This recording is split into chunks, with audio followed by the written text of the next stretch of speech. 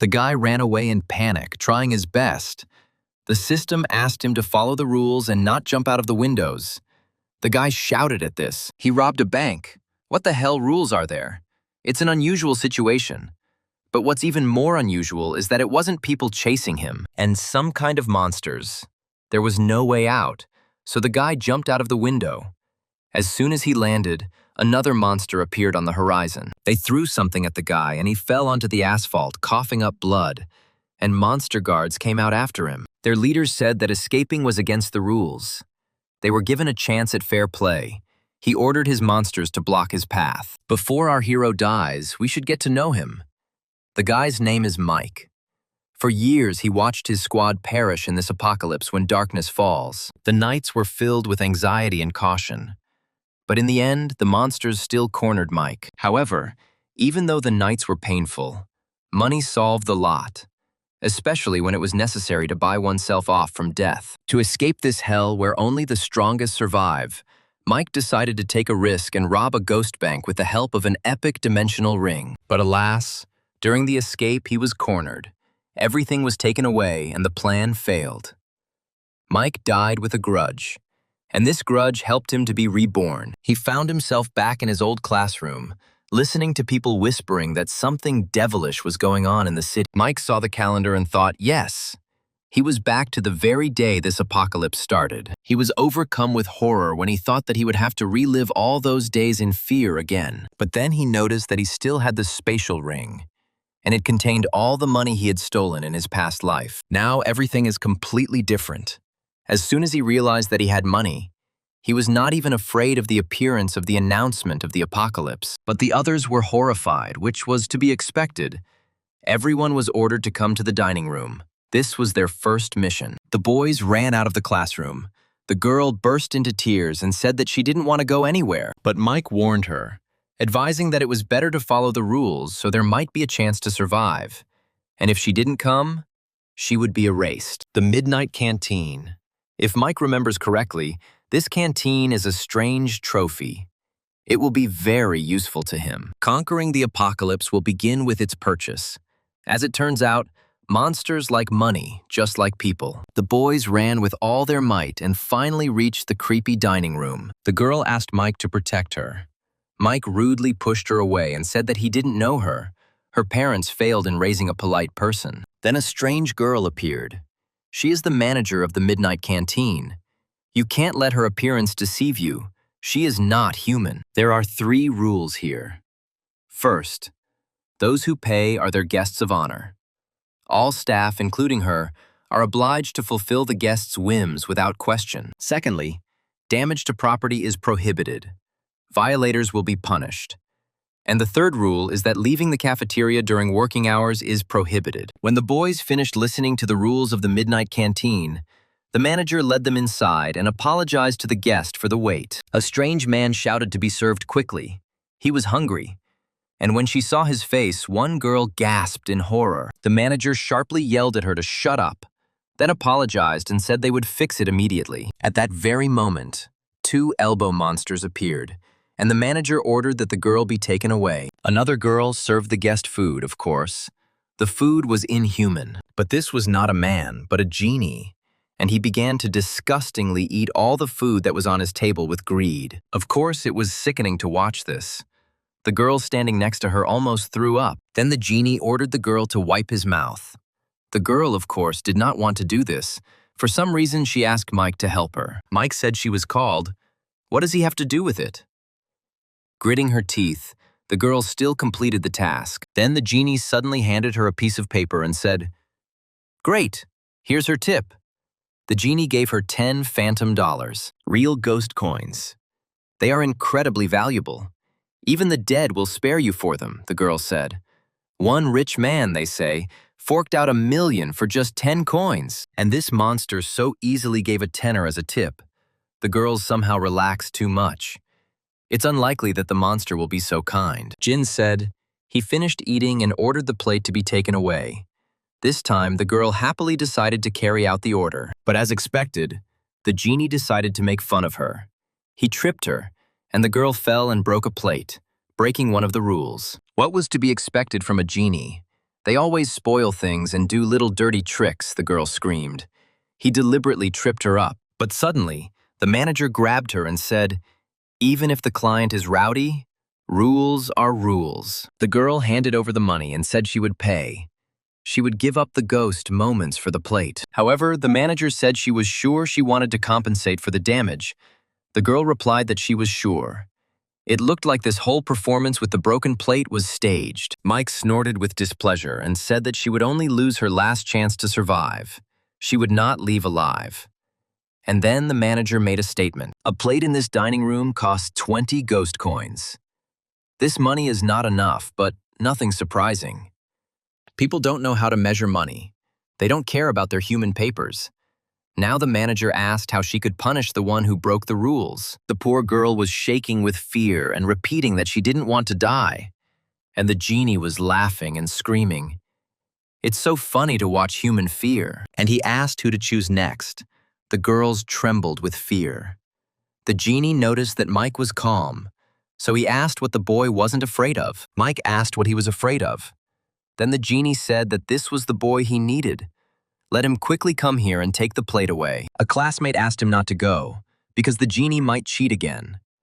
But Mike replied that there was no need to worry. He had a plan. Mike came up and snatched the money, simply throwing the plate on the floor. It fell and shattered into pieces. Everyone froze in shock, except for the genie, who was amused by this. They were perplexed, and Mike said there was no point in wasting time. It was time to get straight to the point. The manager, as expected, said, "If you break something, pay or die." Mike replied that there was no need to rush. She owed him a 10 kopeck portion of tofu, and right now. He handed her the money, and she asked in surprise, "What do you mean?"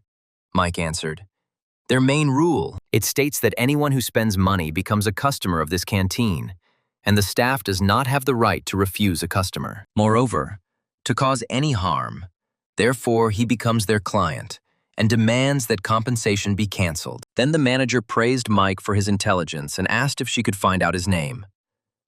Mike said his name and the girl shouted, "He also broke a plate. Why doesn't the manager do anything?" The manager responded that it seems she still didn't understand. Since he became a client of their midnight canteen, going against him would mean becoming their enemy, the girl replied. Then, she also wants to become a client. The manager reminded her that the girl had already agreed to the punishment and that she couldn't change her mind. Then she asked Mike. If Mike had any other wishes, Mike replied, "Yes. Let them call him the director. He wants to buy this establishment." The manager asked. The client wasn't joking. The first cafeteria's profits had skyrocketed recently. It was worth at least several million coins. Mike replied, "Of course he wasn't joking. Let him just find him a director." Then Mike handed a stack of bills to the manager. She screamed. It was her tip, 30,000 ghost coins. Everyone was surprised. And the manager thought, she would have to work for 2 years on that kind of money. What a waste. And the girl shouted, if he had that much money, then why didn't he help her? Mike replied that they didn't know each other, so why should he pay for her mistakes? The guy could have just given her another tenner and helped, but oh well. The manager asked Mike to wait a minute and they would bring him food right away. Mike replied, no problem, he would wait. And then the manager said that the girl broke the rules and would be punished for it. Mike let the man die. Jean turned to Mike and said that he shouldn't take what just happened to heart. He had had a bit too much. Mike told him to get lost. Mike sat down at the table and told the girls to sit down too. A classmate asked if this wasn't a death-defying mission. Why did the genie change so much as soon as Mike showed the money, the girl asked. At that moment, the manager returned with the director. She introduced Mike to the director. Then the menacing man approached and began to examine Mike. Then he asked if this was the one who wanted to buy his midnight cafeteria. Mike calmly replied, that's right, it was him. Then the director sat down and said that the client had a brilliant eye.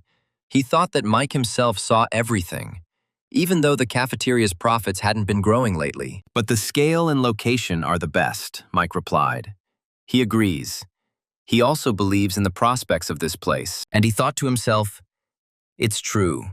The last 2 years, things have been going sluggishly, But that's all because of an uncountable incident with one of the minor bosses. Now everything is getting better. This time, Mike had to take the initiative. And the director thought, great, finally someone will clean up this mess. We can't miss this chance. So he asked if his price was too high and if Mike could afford it. Then Mike replied, let him name his price. The director replied, 7 million ghost coins. And the dining room will be Mike's, the manager whispered. Isn't the boss going too far? Is their hole really worth 7 million? Let him look at Mike's face. The director was worried that he had asked for so much in vain and wanted to offer to discuss it if it was too expensive. But Mike replied that there was no need for that. He will give 8 million ghost coins. We'll shake hands right now. The director quickly changed his expression to a smile and asked, Mike isn't joking, is he? Mike replied, of course not. But he had a condition. Since he was adding extra money, the entire cafeteria staff would stay and no one could be fired. The director thought he was going to leave right after the sale anyway. No matter which of the cooks remained, he wouldn't be here anymore. So it wasn't his problem. That's why he said, no problem. He can take them all for himself along with the canteen. I wonder how long it will take him to collect that amount. Hoping the contract will be ready soon, Mike replied. He will do everything today. He prefers cash, snapping his finger. Mike put the entire sum of money on the table, which made the director's eyes sparkle. And he thought that the boy really had laid out 2 million just like that. Then he handed over the document and said, Mr. Mike knows how to run a business, and his dining room can sign it. Mike signed, and some kind of force appeared. This scared Mike, but the director explained that there was no need to worry. This was the force of the rules. By signing the contract, Mike became the owner of the canteen. No one, not even he, could take it away from him. Mike felt it. The canteen, like the spatial ring, is now connected to him. From today on, the canteen's proceeds belong to him. For 8 million, he not only bought a canteen, but also got rid of an unnecessary headache. He received a script that would be worth tens of billions in the future. Mike is in a huge plus. The director gathered his belongings and quickly ran away. Then Mike told the manager, since he is now the boss here, he wants to change the rules, the manager replied. No problem, he's the boss. Let him change whatever he wants, Mike said. He makes the rules. This mission ends at 12:30, that is, in a minute, the manager answered. It's a deal, then Mike told the girls. Now they can return safely. The girls thanked him and left. Then Mike asked to gather all the staff here. In 10 minutes, there will be a general meeting. When everyone is gathered, Mike introduced himself and said, their kind boss sold them to him along with the canteen. And from today on, he is in charge here. The staff didn't react at all. And that's because they didn't care what the difference was. But then Mike said he knew their previous boss owed them money for a year. But he wasn't like that. He would pay them everything they owed. And right now, then all the employees' faces changed, beaming at the sight of the money. Mike said that if they worked well, he promised to pay the same amount every 7 months. The guys started shouting with happiness. One of them would finally save up for his wedding. Mike thought it was such a small thing. And the salary issues were resolved. We should thank the previous owner. After he sorted everything out with his employees, Mike left. Even though defeating the Midnight Canteen gave him a scenario bonus, his strength is still barely up to the level of a ghost soldier. If he encounters a stronger monster and it's his end, he needs to get some protective equipment quickly. Then, he noticed a taxi. At such a late hour, strangely enough, Mike still decided to get in it. He asked the best man to take him to his area, but it seemed like this was no ordinary taxi. There was strange music playing inside, a terrible smell emanating from it, and the driver was driving at full speed. Mike noticed this crazy speed and thought that it seemed like there was a smell of blood in the cabin. There was a bloody fingerprint nearby. It seems Mike has stumbled into another wandering scenario. A ghost taxi. In this creepy apocalypse, people are threatened by 3 main dangers. The first one is a mission, like a half-asleep canteen. If you're unlucky enough to get there, you'll have to go out of your way to survive and complete the task. The second, evil spirits that pretend to be people in order to lure them into a trap. And the third, the most insidious. You don't even realize that you're already inside a nightmare. And when it dawns on you, it's usually too late. Luckily, in his past life, Mike had heard about the rules of the ghost taxi. If you had enough ghost money to pay, you would be released alive. If you have no money, jump out of the car before it picks up speed. And if you are poor, stupid, and accidentally get into this taxi, you will become dinner for a ghost. Jumping out is not an option. The taxi is at full speed. But the stronger the storm, the more expensive the fish. This taxi is incredibly fast. Besides, while you're inside, the other ghosts won't touch you. Mike decided to figure out how to get his hands on this car. And they got there. The driver said, "We've arrived, give me the money. 10,000 phantom coins." Mike pretended to ask why it was so expensive. Then the skeleton said that since the client had no money, he would be cruel. But Mike replied that he was driving at such a speed without eyesight, you could immediately tell he was an experienced driver. The skeleton shouted, "Shut up, if you don't pay, you'll die." Mike grabbed his hand and asked, "Who said he wouldn't pay?" He put down 10,000 ghost coins and asked if he had everything with him. Would he risk taking it? He didn't expect that Mike actually had money. According to the rules of the ghost taxi, if a passenger pays, he can leave without any problems. But the bone deliberately covered the meter with his body to prevent the client from seeing the real price and to ask for a huge sum, hoping to scare and kill him. Cost was sure that the client did not have that kind of money. This means that he could have eaten Mike legally, but the bone was upset that he was deprived of dinner. Mike said he didn't expect the driver to be so greedy. The fare was 10, but Coast demanded 10,000. Then the skeleton got angry and ordered him to pay and get out already. Mike replied, "No need to rush. The skeleton likes this money. He wants it." Despite his greed, the skeleton had brains and he asked, "So what? The client will just give it to him like that." Mike threw the money to the skeleton and said that of course he would give it back and would throw in another 10,000 on top. His love for money prevailed over his suspicion. The skeleton happily hugged the money. "Even the dead like money," Mike said, "if he accepts his conditions. These 20,000 will be the skeleton, and every month will receive even more. The exclusive driver. In the end, the skeleton will decide. And if he copes, he will write out a bonus." The skeleton at first thought, he is not against working overtime. When Mike paid the money, all the skeleton's doubts disappeared in an instant. Now, Woland is Mike's personal driver. Mike asked to sign a contract. From tomorrow, Woland will be his driver. Woland handed over the card and said, as soon as the boss calls, he guarantees that he will be with the boss in 5 minutes. The skeleton turned out to be honest, he thought. Since the boss pays so generously, he must serve him faithfully and truly. Such a client cannot be missed. Mike asked to pick him up tomorrow at exactly 10. The skeleton was only happy. And in the morning, Mike began to think that the mystical apocalypse had already arrived, and that there were more and more anomalous zones. Ordinary people dream of avoiding these horrors, let alone going there of their own free will. Mike must take advantage of this chance. In order to get ahead and gain a favorable position in life, Mike, with his current strength, cannot handle scenarios where everything is decided by brute force. Then he remembered that somewhere there was a museum, and the owner of the museum, Duke William, was equal in power to the ghostly general, with many powerful spirits under his command. Those who are above the level of ordinary soldiers, and Duke William also has an artifact of the general level, lost Delta armor. But it is not easy to get it. The owner must hand over the armor voluntarily. Judging by the memories from his past life, the Duke has been in this state for a long time. But Mike has money in abundance. The door rang and Mike opened the door and said he didn't know if Woland had the skills of a personal butler. Wall replied that it was basic knowledge, which every butler must have. The boss probably hasn't had breakfast yet. He bought something on the way. Woland was very helpful. Mike decided that he should find some prestigious place nearby. So he asked Woland if he knew any shopping center with gifts for the living. Woland replied that there was an excellent shopping center in the business district. It was all luxury.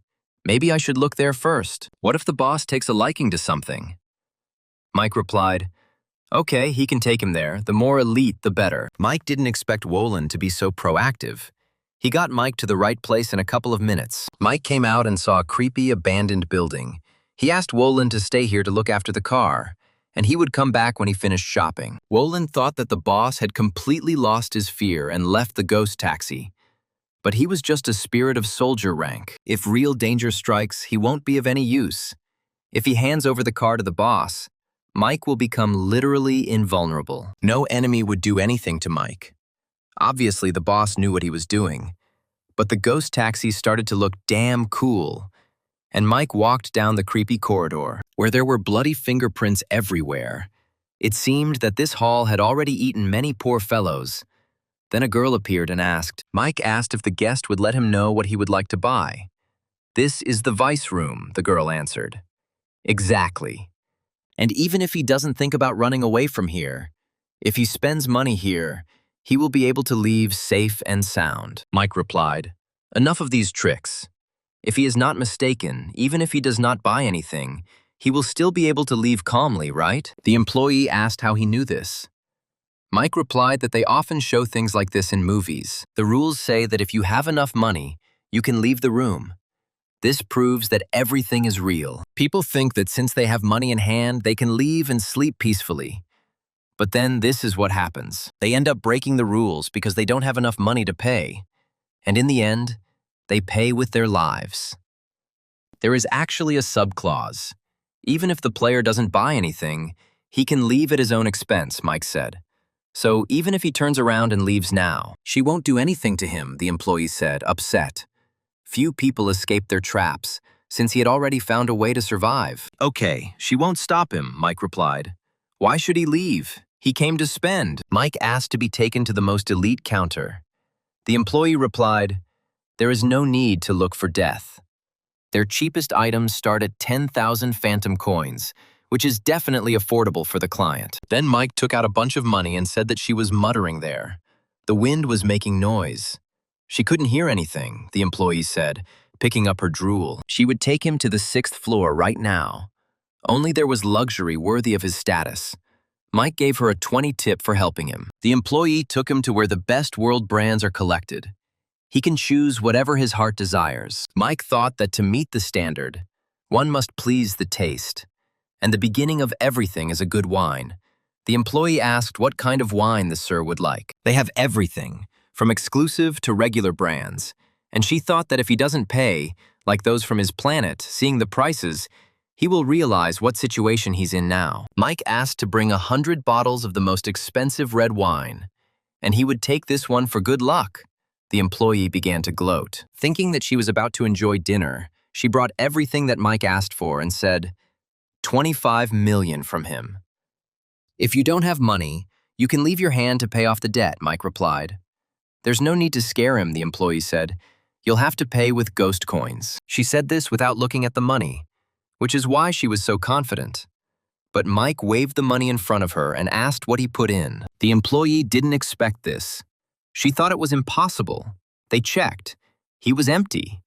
Where did he get so much money from? Although she was sorry that she wouldn't be able to eat today, the money on the table eased her despair. Mike asked if everything was ready. The employees said that for such a valuable client, they were ready to offer something else. But Mike only told her to move. Then the girl ran to Omi, the manager, who asked what happened. The employee told her about a valuable client who was throwing money around left and right, and Omi, without thinking, ran to see him. Seeing the money on the table, she straightened up and asked if they were apologizing for the wait. How could she address him? Mike said his name. Omi handed over the card and said, "Mr. Mike spent more than 20 million. He is the first gold client of their shopping center." But Mike replied that he could see they were worried. But it was too early to rejoice. He hadn't finished shopping yet. These 100 bottles of wine were just the beginning of his shopping spree. Omi said that if he needed anything else, she would show him everything in order. Mike asked to be taken to the most expensive jewelry, and they showed him a crystal necklace that cost 180,000. One of the most expensive pieces of jewelry in the mall. Mike thought the necklace would suit his mother and added that he was taking the watch too. Madame Omi said, of course, it was a wise choice. She would prepare the invoice, no need to worry. Even though the product is expensive, it is worth it. Mike thought that the product was really not bad. They would be cooperating for a long time. He asked if the director was there and wanted to talk. He would like to buy out this shopping mall, Madame asked. Buy out the whole shopping mall. He wants to become the boss. Mike replied, yes, he was joking. Madam replied, they have a lease for 3 years. Then Mike asked, he just wants to know if he wants to open a store, what it will take. He wants to do everything as quickly as possible. The lady replied that since that's the case, she can issue him a black gold card. With it, he will be able to conduct business without waiting in line. This is essentially the status of a second owner, if he wants to close the floor to shopping. One call to the service department is enough, Mike replied. Then thanks for the efforts. They can issue it, and he also needs a pass. With a limit of 5,000 phantom money, Madame Omi brought a card and said it was a small gift from the establishment as a token of their appreciation. Mike thanked her, and Omi thought that to have such a fortune at such a young age, there must be serious people behind it. Mike was done shopping for today. He returned to the taxi, and Woland immediately opened the door for him. Then he asked where they were going next. Mike asked him not to rush and handed him the box. Woland asked what it was. Mike told him to open it and look. Opening the box, Woland froze in surprise. Zombie watch. Constantine. Volan was so touched that he cried and said he could not accept such an expensive gift. Mike said he deserved it. They work all night long, sometimes even sleeping in tunnels. Woland was touched because the previous clients paid pennies, and they thought of him as just a pile of bones. But Boss Mike really values him, so Woland decided to try his best. Mike asked not to overdo it with emotions and take him to the new museum. After so many dangerous situations, Mike did not want to scare away his luck. This time you need to act carefully. Woland quickly took Mike to the right place. Then Mike asked to find a place nearby and rest. He will call when he finishes. Several people were already standing at the new museum. One guy asked, his friend also received a notification about the quest. Why doesn't he join them? More people, more chances. But Mike rudely refused them. And all because in the apocalypse, betrayal is a common thing. If you team up with just anyone, you won't even know what killed you when the time comes. The guys started shouting that Mike was too arrogant. Also, that rich guy Mike's classmates were talking about showed up. The one who sold a lot of money to get some phantom money. He hoped that his few cents would help him, not knowing that ghosts are as greedy as people, and he had a girl with him. They started to make out, and Mike thought that this fat man had really managed to get the phantom money. The fat man noticed Mike's gaze and shouted, asking what he was staring at. Hadn't he seen the rich or something? He didn't have time to swear for long. The doors of the museum opened and a voice was heard. Welcome to the Museum of Fog. They visit the home of the secluded ghost general, Duke William, as guests and are able to enjoy the banquet the Duke has prepared for them. Of course, everyone was scared, the girl asked. He won't eat them from behind when they walk through the doors, will he? The fat man replied, he is a small fry. He will not dare to do anything. And the ghost thought, no manners and tightwads, came to visit the Duke, and they didn't think to bring a gift. While others entered the hall, Mike stood calmly at the end. The butler came up and asked why he hadn't come in yet. He didn't want to waste time on a walking dead man like him. Mike smiled and said, it must be Duke William's butler. He has a gift he would like to give him. The butler noticed the spatial ring on Mike's finger and was very surprised. And Mike said that this was his first time here, so he apologized for the intrusion and asked to accept this modest gift as an apology. The butler was glad that finally a guest with manners had arrived. Mike said, maybe he'll see if he likes it. He was afraid of buying something wrong and upsetting him. The butler opened it and froze in shock. This ghost watch costs 300,000. Then he asked if the guest had mixed up the gift. Wasn't it for the Duke? He was just a butler, Mike replied. It was especially for the butler. The butler worked hard for the Duke for half his life. Such devotion is truly admirable. The butler thanked him for the gift and said, even though he is only a butler, he still has some power here, so the guest can feel at home. As long as he was here, he would ensure that the guest left the Fog Museum unharmed. Mike hid his joy as best he could. The butler asked if those people, the guest's friends, needed special attention. Mike answered sharply, no, he didn't know them, but he could help the people. As expected, there would be a small game before the banquet. The fat man noticed that the butler was talking to Mike and thought, when the boy managed to get close to the butler, Mike was given a luxurious reception. Seeing such special treatment, the guys got angry and asked if it was surprising that the boy had behaved so distantly before. It turns out he's already found a way to get through. They need to find a way to get him on their side, the butler clapped his hands and said. The banquet is still being prepared, and to help pass the time, the Duke has specially organized a game of hide-and-seek. Rule 1. The game will last 2 hours. During this time, no one is allowed to leave the first floor. The violator will be destroyed on the spot. Rule 2. Once the game starts, the guards will become hunters and will start patrolling the exhibition hall. If they find them, they are finished. Rule 3. Except for the walls and floor, all moving objects are the Duke's exhibits. Anyone who dares to move or touch them will be punished. The game begins. The boys panicked because they had nowhere to hide, since they weren't allowed to touch the exhibits. But Mike thought the escape route should be hidden in the rules. He has a metal immunity, so he uses this chance to hone his exit search skills. Anomalies have appeared. The girl screamed. The fat man dared to hit her and asked what she wanted them to find since she was screaming at the top of her lungs. They hid so. Hiding behind a mirrored shelf was a stupid idea. The anomaly quickly noticed them. The anomaly approached them and said, "He found a stranger." The fat man began to tremble, and of course, at the first sign of danger, he threw the girl under the bus and ran away. The fat man rushed, and the girl was so scared that she couldn't move. Surprisingly, the anomaly passed her by. The monster chased the fat man. The two guys were also quickly found. The guy with green hair shouted to his partner, "Let him try to hold off the monster, and he will go around and suddenly attack from behind."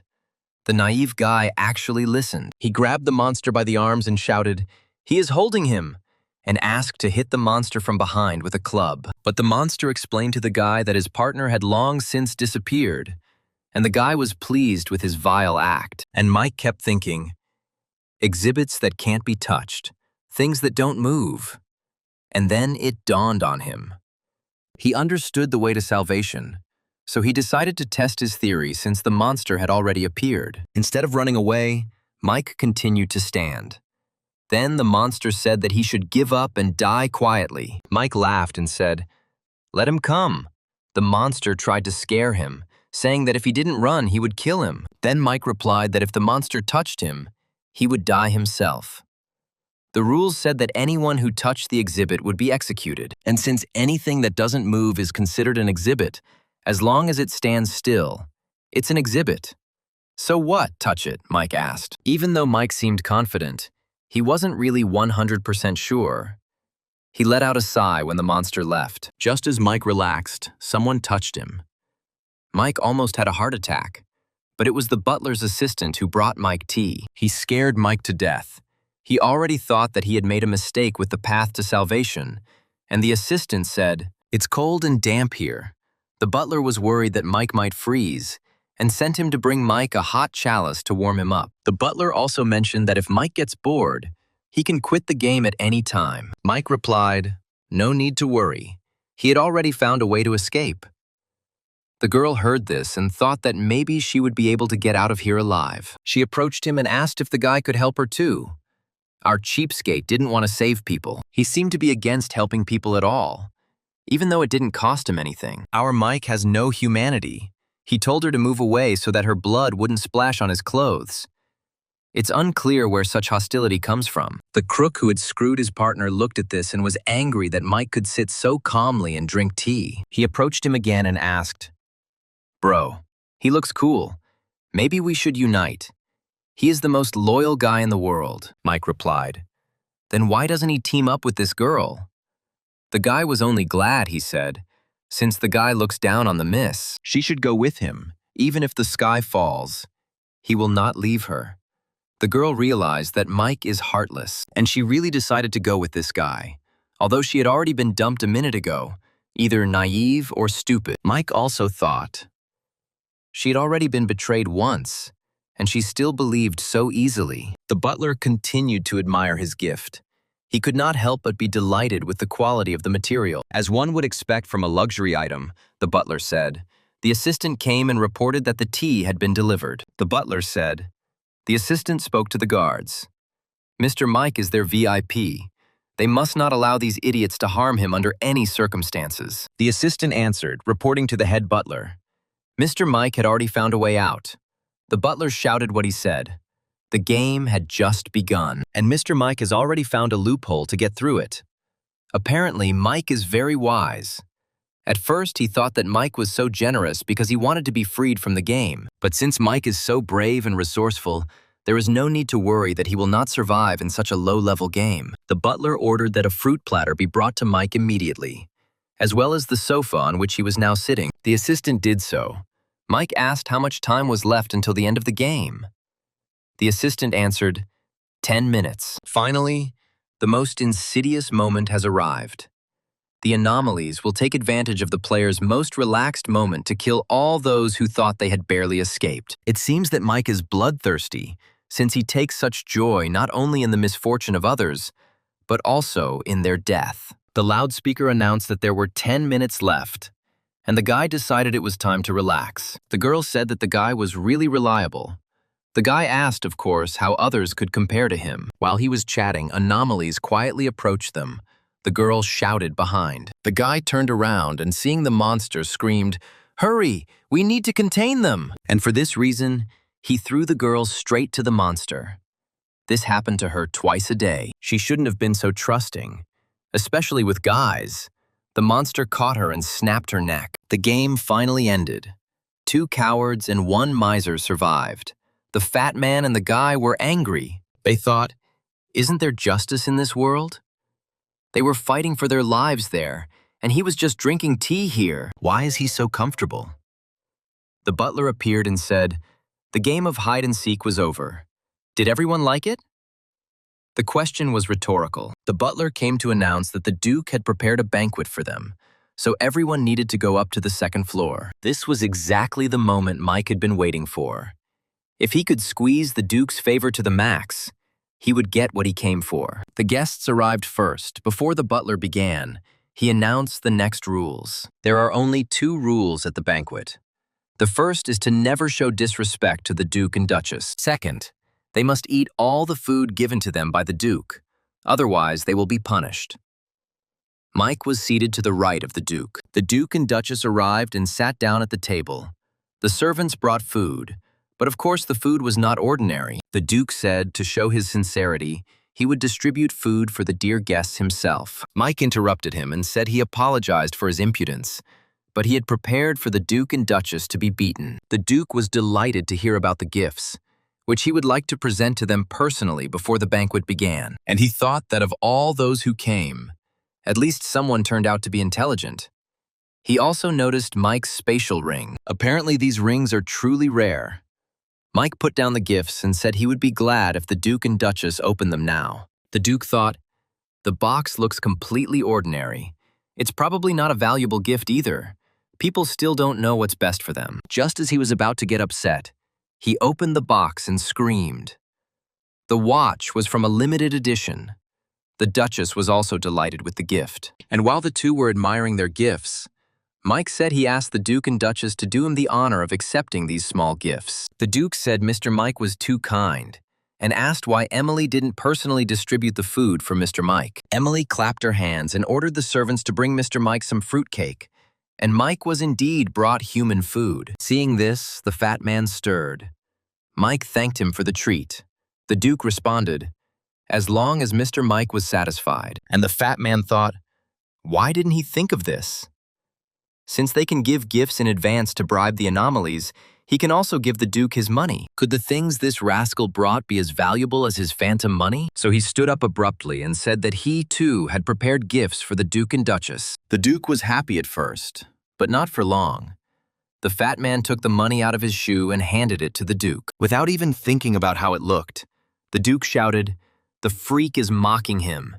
He ordered the servants to take the fat man away. The fat man shouted after him, wasn't the phantom money he gave more valuable than what this boy brought? The Duke grinned and answered, the watch that Mr. Mike gave me is worth 1,000,000 phantom coins. The pennies that the fat man brought are not enough to even clean his shoes. The guy thought, so this rich weirdo, if he can rob him, will be able to live in luxury in this apocalypse. The Duke apologized to Mike for the incident. and Emily asked if this man was Mike's friend and they should take care of him. Mike flatly refused to help anyone. He immediately answered, no, he doesn't know him at all. Then the Duke asked the guest to finish his food. The guy cursed Mike silently, because he clearly could have helped with just one word, but he decided to dump him. He quietly took the knife from the table and hid it in his pants, thinking he would let the guy show off a little longer, and then he will make you pay for everything. While the guys were happily chatting, the guy finished his food and the quest ended for him. Mike thanked the Duke and Duchess for their generous welcome. The Duke noticed the guy's angry look and asked. The man had previously harbored great hostility towards Mike, and Mike needed him to arrange for someone to take care of him. Mike laughed and replied, thanking him for the kind offer, but there was no need. His subordinate was already waiting outside to deal with him. The Duke was surprised to learn that Mike already had a subordinate and decided that he definitely needed to strengthen the bond between them. So he asked if he had a general rank treasure that he wanted to ask Mike for advice on, if he had time. Mike, who had been waiting for this moment from the very beginning, hid his delight and answered calmly. It was a great honor for him to see treasures of such rank. So the Duke asked Mike to follow him, and the guy was simply thrown out of the estate. The gates were already closed. Everything in this world is decided by money. The guy hoped that Mike would come out right after him to attack him.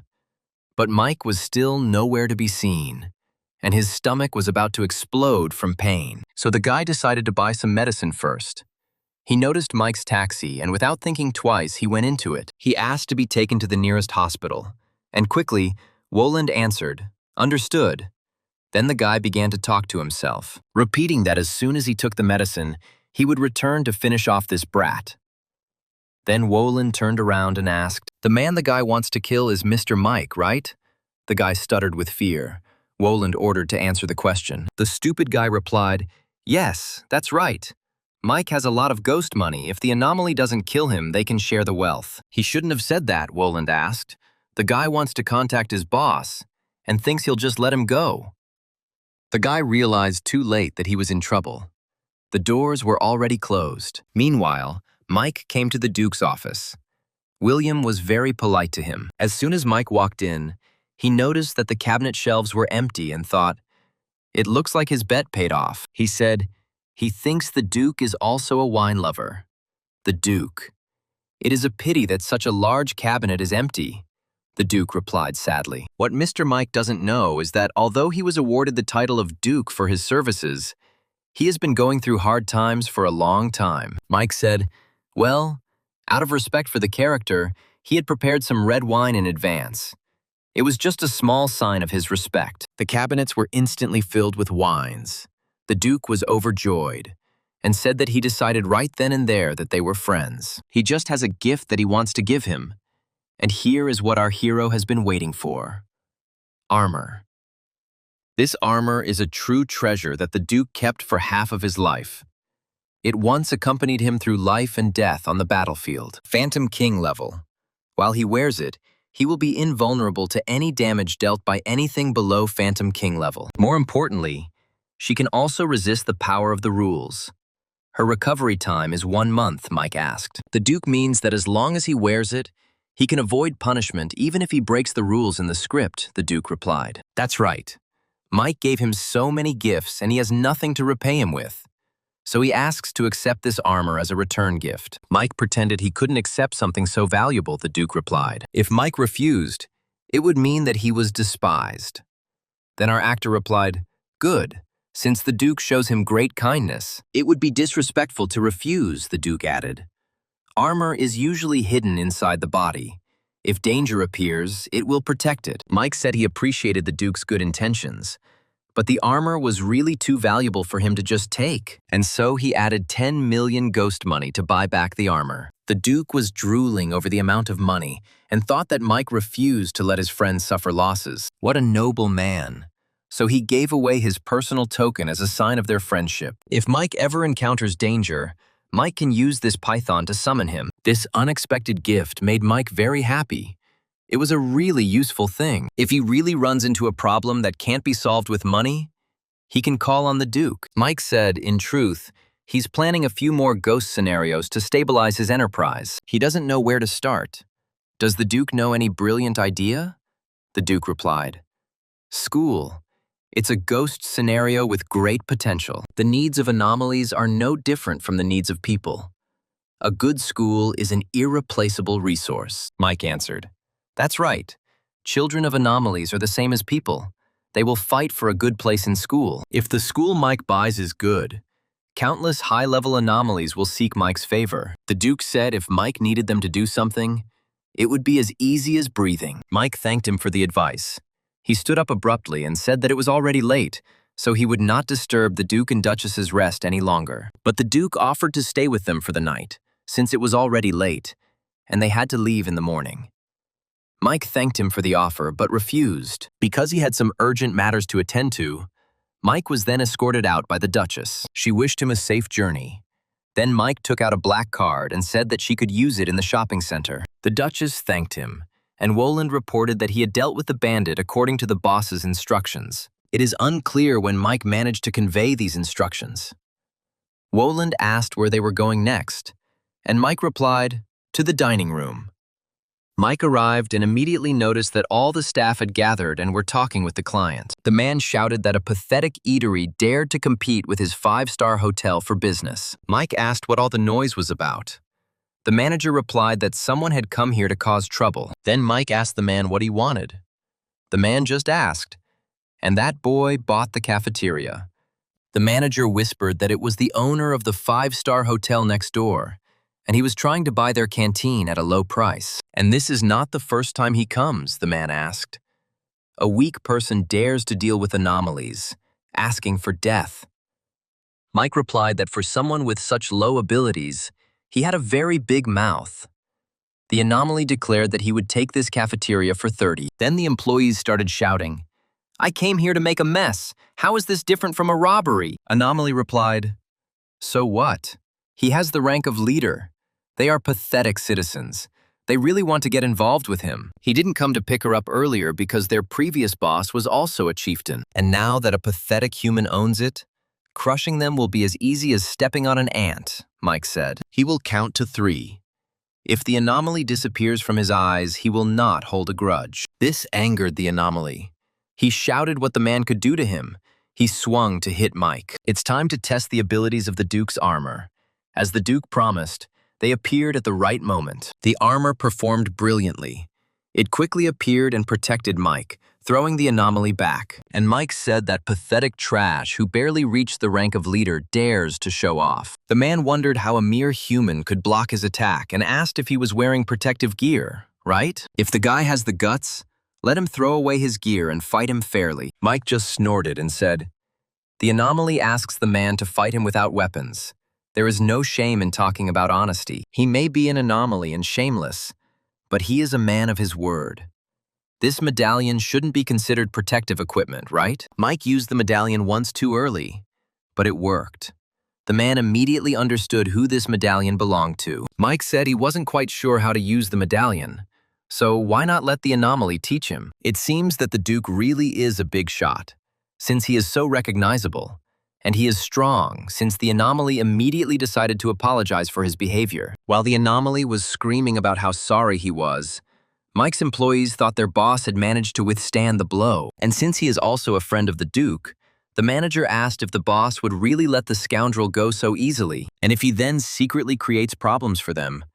Then Mike stopped the man who had already crawled towards the exit, and he said, the anomaly said that he runs a hotel, right?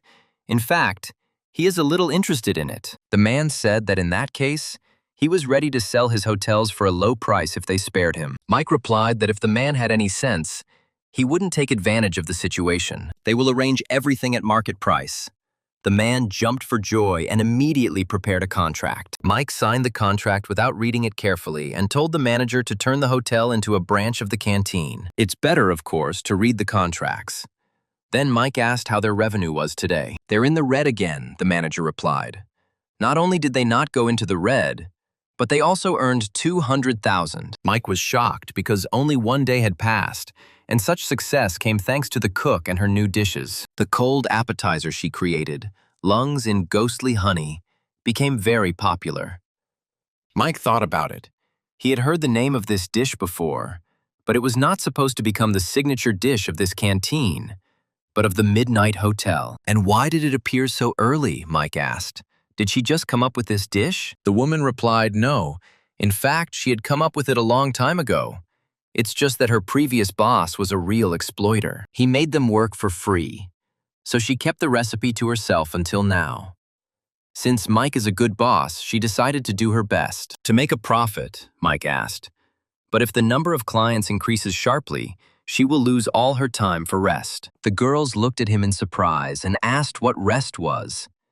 Didn't the horrors work around the clock? "The poor guys never got a break," Mike sighed and told the manager to gather all the employees.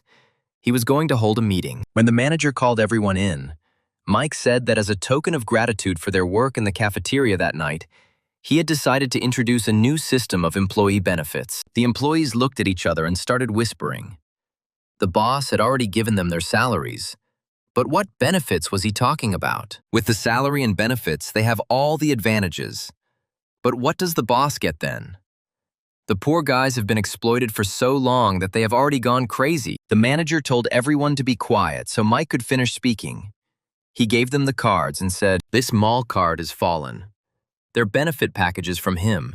It has 5,000 phantom money. From now on, he will replenish it." "Another 1,000 coins every month," the employees cried. One said he would call his mother to tell her he was not a loser. Mike said there was no need to rejoice ahead of time. He hadn't finished yet. Starting tomorrow, it was everyone's daily working hours. It will be reduced to 20 hours. The remaining 4 hours they can rest as they wish. The guy really only gave them 4 hours of rest, the very essence of generosity. The employees fell silent, and then they shouted with joy. From 0 to 4 o'clock. After all, this is progress. So the employees were happy. They said that from today on, they were loyal employees of Mike's boss. Mike was also happy, because his business empire was growing. And then there would be weekends, and full insurance, and housing stock, and just 8 hours a day, no overtime. Then he will finally build his empire of horrors. By then, they would have grown into the most valuable crop he had ever harvested. The staff started calling Mike the King of Hell, which was awkward, so Mike asked them to just call him boss. He understands that they mean well, but it doesn't feel like a compliment at all. So Mike asks everyone to get back to work. Mike was proud of himself. That feeling when you hold other people's lives in your hands. He begins to look like a villain. He said if there was a free room in the staff dorm, he wouldn't mind spending the night there. The manager replied that she would then take him to her private room. Mike thanked her for the room and said she could go back to work. In the morning, Mike came to school as planned. Tonight, horrors will invade this school, and it will become one of the best elite schools of the future. Dark Knight Academy will grow at an incredible rate, becoming the best school in the area in less than 6 months. So Mike decided that he should take this chance and buy this school. But suddenly the man shouted at him, and he asked what class he was from, why he was hanging around the playground instead of being in class. Mike stopped and asked, "Director, what did he want?" The man was afraid of Mike for some reason, he thought. He had to run into him. He was finished. He hoped to use him to make friends with the horrors, and now he has mortally offended Mike. He used to make his life miserable if Mike harbored a grudge. He could slap him at any moment. So the man tried to suck up. He apologized and asked Mike thought there was anything that could be improved in their school. Mike replied that he had no complaints and asked if he was late. The director replied, No, it's not his fault. Their schedule is probably stupid. He'll change everything right now." Mike replied, "No need. He just wanted to look around a bit," the director replied. "Of course, if he needs anything, he should definitely come to his office." Mike wondered how quickly the director had changed his tune. Apparently, he really wanted to use him to curry favor with the horrors. They are facing the apocalypse, but they continue to study as if nothing had happened. The guys behind Mike were unhappy with the privileges that were given to Mike. They asked why Mike came to school if he was so cool. At that moment, the classroom became darker and colder. The horrors have begun their invasion. A notification has arrived. A mission. A deadly exam will begin in 10 minutes. Everyone who received the piece of paper was required to begin the task. Everyone was seized with panic. They began to scream. Then they remembered about Mike. They ran up to him and asked him to help them. promising that if Mike helped them, they would do anything. The system reported that the exam lasts 2 hours. Leaving the classroom is prohibited. A horror is hiding among them. They must kill it to pass the exam. Every desk has a stationary knife. If you hit a horror with this knife, black smoke will pour out of the wounds. But this will make him angry, and he will start attacking everyone in a row. Hint: horrors, like people, they are difficult to distinguish. Horror movies were specifically written to make people kill each other. Why can't you just lightly scratch your finger to see if there's blood or smoke? The rules are the same as in the past life. Reveal the hidden horror and finish it off with one blow. The guy said, "There, you can tell by the cut. It's worth checking it out." But the guy shouted that if you wound the horror, it will attack everyone. You can't just poke a knife. But this is how you can avoid killing an innocent person. Then one guy grabbed a knife and decided to kill the girl. It's not clear why. He's probably a misogynist. But Mike stopped him and told them to sit down. The guy shouted that since he survived in the cafeteria, he considers himself a hero. Mike replied, "Horror itself does not move. As long as they do not twitch, they are safe." The boys still listened to Mike and sat down. And Mike himself thought that in a past life there had been a massacre here, and horror was never found. This time he must cope. Hint: horrors, like people, have 4 limbs and are difficult to distinguish by appearance. Unfortunately, the massacre had already begun in other classes, the girl said. An hour had already passed.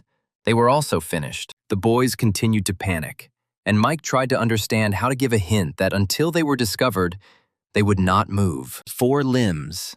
But now everyone in the class stood up from their seats. Suddenly it dawned on Mike. Announcement: 3rd class has failed the mission. Half of the survivors have been eliminated.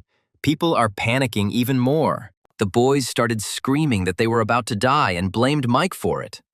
But Mike replied that there was no need to panic. He had already found him. The girl froze in fear. And the others asked, but he himself had just saved her. The guy burst out laughing and shouted, and he said, "Now they believe. It's time to kill her." The girl with a trembling voice said that she is not a monster. She was still talking when Mike took out a knife. Fortunately, he attacked the table, not the girl. The guy asked what Mike was doing. They told him to kill her, not to smash the desk. Mike told him to shut up, and Mike's hypothesis was confirmed. The desk was the anomaly. Smoke started coming out of it. The girl jumped out of her desk, and the boys said that the desk really was a horror. The loudspeaker announced that Mike had discovered an anomaly. The exam had been passed, and all the students had survived. When the end of the exam was announced, the boys screamed. They managed to stay alive and ran to Mike, and they started asking him how he guessed that the anomaly was a desk. They all thought that it had turned into a person. The guy said it was simple. There was a tricky wording in the rules. Mike asked what he meant. It only said that the horror had 4 limbs like a human. But it did not say that it had to be a human. They simply immediately decided that it had taken on human form. And this led them to a dead end. The main thing was that the clue said that the horror itself does not move.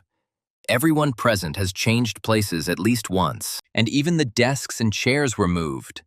But only this desk remained motionless from the very beginning to the end. Even when the girl sat down next to him, the desk didn't move a millimeter. Mike added that since the mission was over, they should go home.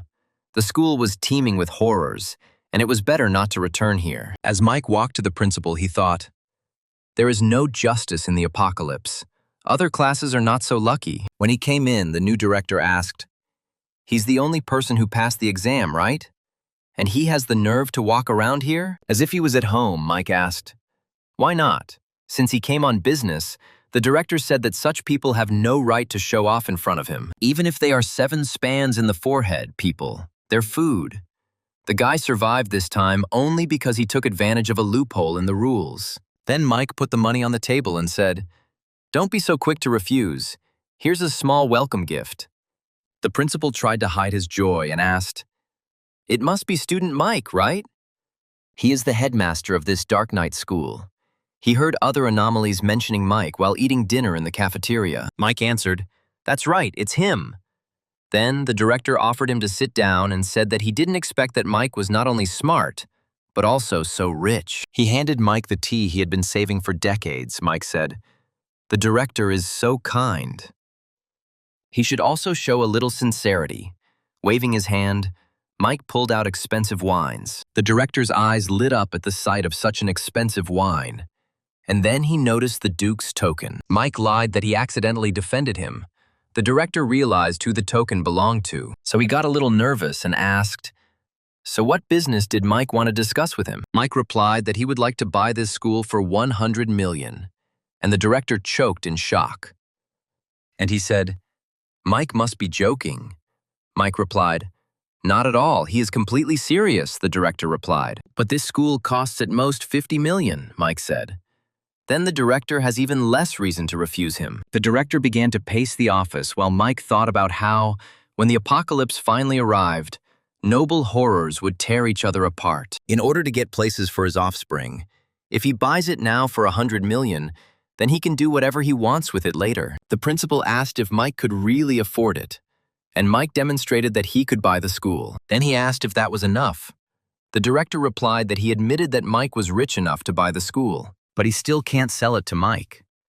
Then Mike sullenly asked why. The director replied that he was just a pawn. Actually, the school is owned by the school board, and they can't stand people, so they added 2 special rules. The first rule is that if a person buys a school, he pays only 1/10 of the market price. Mike said there's no such thing as a free lunch. What's the second rule? The director continued. He shouldn't say this, but since they were friends, he would make an exception and warn them. The third rule is that as soon as a person signs a contract, it will be immediately destroyed. Mike said, dissatisfied, that they lure the rich with the first rule, and with the second, they eliminate them and take their money. The director replied that it was not that he did not want to sell the school, but that the purchase would kill Mike. But Mike said it doesn't matter. He's already decided everything. Let him carry the contract. The director tried to convince Mike, but it didn't work. The director sighed and took out the contract, wondering if his brain was not working at all. Mike signed the contract, the director asked pitifully, and Mike didn't feel sorry for his bright future. Then Mike replied, "Don't rush to conclusions." A huge scythe flew out of the portal, but Mike was protected by the Duke's armor. How Mike knew that the scythe was below level, or that this was the way they would try to kill him, is unclear. Mike said confidently, "Nothing special. He just has an item that resists rule-type attacks." In all the horror world, only the Duke possesses protective magic that can withstand the power of the rules. The director was still in thought when Mike asked. He signed the contract. Now he is the new head of the council. And the director answered, "Everything is correct. Now Mike is the director. He can take his place of honor." Mike refused and said that he was not strong in management. Let the director continue to lead the school as a director. The director, delighted, shouted out his thanks for the trust, and Mike asked that all teachers and staff be notified. The General Assembly would take place in the schoolyard in 10 minutes. Everyone quickly gathered and the principal came out on stage. The staff were chatting, so the director told everyone to calm down and welcome their new leader. Mike came on stage and the anomalies became nervous because he was a student of this school and the one who was able to pass the exam. They decided that Mike would want to avenge the students they killed. And now they were finished. But Mike didn't care about the brutal murder of people. He said that from now on, this school was part of his empire. He gathered them here for 3 reasons. From today, the salaries of all teachers and staff are doubling. All the anomalies screamed in shock. Not only is he not going to take revenge for the murders of people, but he is also giving all sorts of concessions. Mike continued. In addition, everyone will have 4 hours of free time daily. Finally, all employees can eat free in the midnight cafeteria. In return, he has one demand. Within a month, they must transform this school into the most elite institution in the industry. The employees shouted. The director can be sure. They guarantee that the average score of the entire school will increase. Mike said that he had everything. He left the rest to the director. Then the director wished him a good journey, and he continued. The director arranged dinner for everyone. Everyone can go to the midnight canteen now. The man hesitated and said that it was unlikely that they would be celebrating too soon. They would be fed delicacies. Most likely it would just be scraps. Others also thought about it and started saying that there is no such thing as a free lunch. But the woman shouted. And so what? They had already had so much, Even if the food was so-so, they could bear it. However, when they arrived and saw the table set, the men had to eat their words. They decided that it was some kind of premium set. But the manager replied that, in fact, it was a standard lunch that their boss had prepared for them. The girls reminded the man of his words and began to tease him, saying that the food was already in front of him, but he still doubted Mike's generosity. The staff prepared a lot of food for the school staff, and all of it was gourmet food. They decided to take a picture of the food. It turns out that even ghosts have social networks, and they like to take pictures of food. A group of some bandits looked at these photographs and sadly said that with such goodies, they would also work there. Then their leader hit them both and shouted, "Why would anyone take them under such conditions? They didn't even finish elementary school. They barely have enough money to eat as it is. So stop daydreaming and just do your job." It was at this moment that they noticed Mike walking down the street. They decided that Mike was easy to fool. While they were discussing this, Mike was thinking he had sorted out school. Now it was time to buy himself a luxury house, and he will be enjoying life. Then the swindlers approached him with their supposedly profitable deal. Mike snapped back that he wasn't interested, but the guy stuck to his side, saying they had a very generous offer. With 100,000 monthly interest, only 5%, Mike asked. So he is given 100,000 human money, and he returns them as ghosts. He won't be able to give them back. They will execute him on the spot, the guys screamed in shock. This brat got through their trick. When they realized they had nothing to catch, they decided to run away. But Mike told them to stop. The guys asked what he wanted from them. Mike thought that all three were somewhere around the level of a ghost commander, ideal for the role of security. The man said he was warning them that although the boy was strong, he was only human, and they were not easy prey. Mike replied, they misunderstood. The guys looked pretty tough. Would they like to work for him? The guys asked if this was some kind of joke. Don't try to talk their ear off. They'd rather die of hunger than work for a person. But when Mike told them that he had prepared a salary for them, $10,000 a month, plus housing and food, they immediately changed their principles. They shouted, wait a minute. Mike means 10,000 human or ghostly. Mike replied that he would never stoop to the cheap tricks they do. Then all three guys bowed to Mike and shouted, they are at Mike's complete disposal. Mike handed over the cards and said that these were school employee cards, with which they could eat in the cafeteria for free until they were full. The boys accepted the cards and loudly thanked Mike, then stomped off. Now that they were nearby, the horrors wouldn't dare to come into the school or the cafeteria. Mike called Woland and told him to come to the school gates in 10 minutes. Woland arrived and asked where they were going now. Mike answered, to the mountain yard by the water. As always, Woland delivered Mike to the right place in a few minutes and said that the path was blocked by a powerful barrier. His car won't go any further, Mike replied. It doesn't matter what level you are. You can only enter if you honestly follow the rules. Only an area with such a security system can be called truly safe. Mike approached the barrier. He didn't know how to start the scenario when suddenly a girl appeared. Mike wondered if it was a girl or an anomaly. She asked Mike if he had come here to view the house. Mike replied that he had, and then the girl handed over a business card for their estate. Mike took the business card and went into the city. But the girl suddenly jumped out of the barrier. But Mike didn't notice it right away. And only when she was already behind the barrier did he ask. She wouldn't go with him to look at the buildings, the girl replied. To look around. But she was trapped here. If it weren't for him, she would never have gotten out. Mike realized that he was the scapegoat. He fell for the illusion created by the barrier of rules. This is what this place really looks like. There are no more of those beautiful houses that were visible. There is devastation everywhere, but there is nothing to be done. Mike decided to find a manager, but the manager found him himself, and he said, a stupid person won't find a way out. Let him not try, Mike replied. It was a mistake. He was just estimating how long the repairs would take. This whole block when he buys it, the man thought. The brat wandered into the scenario, and instead of panicking, dreams of buying villas. He was probably making fun of me, asking if the kid even had any idea how much this whole estate cost. 50 million in phantom money. Mike wasn't impressed, he said. Only 50 million. He'll take it all. He snapped his finger and money appeared, the man thought. Where did the man get so much money?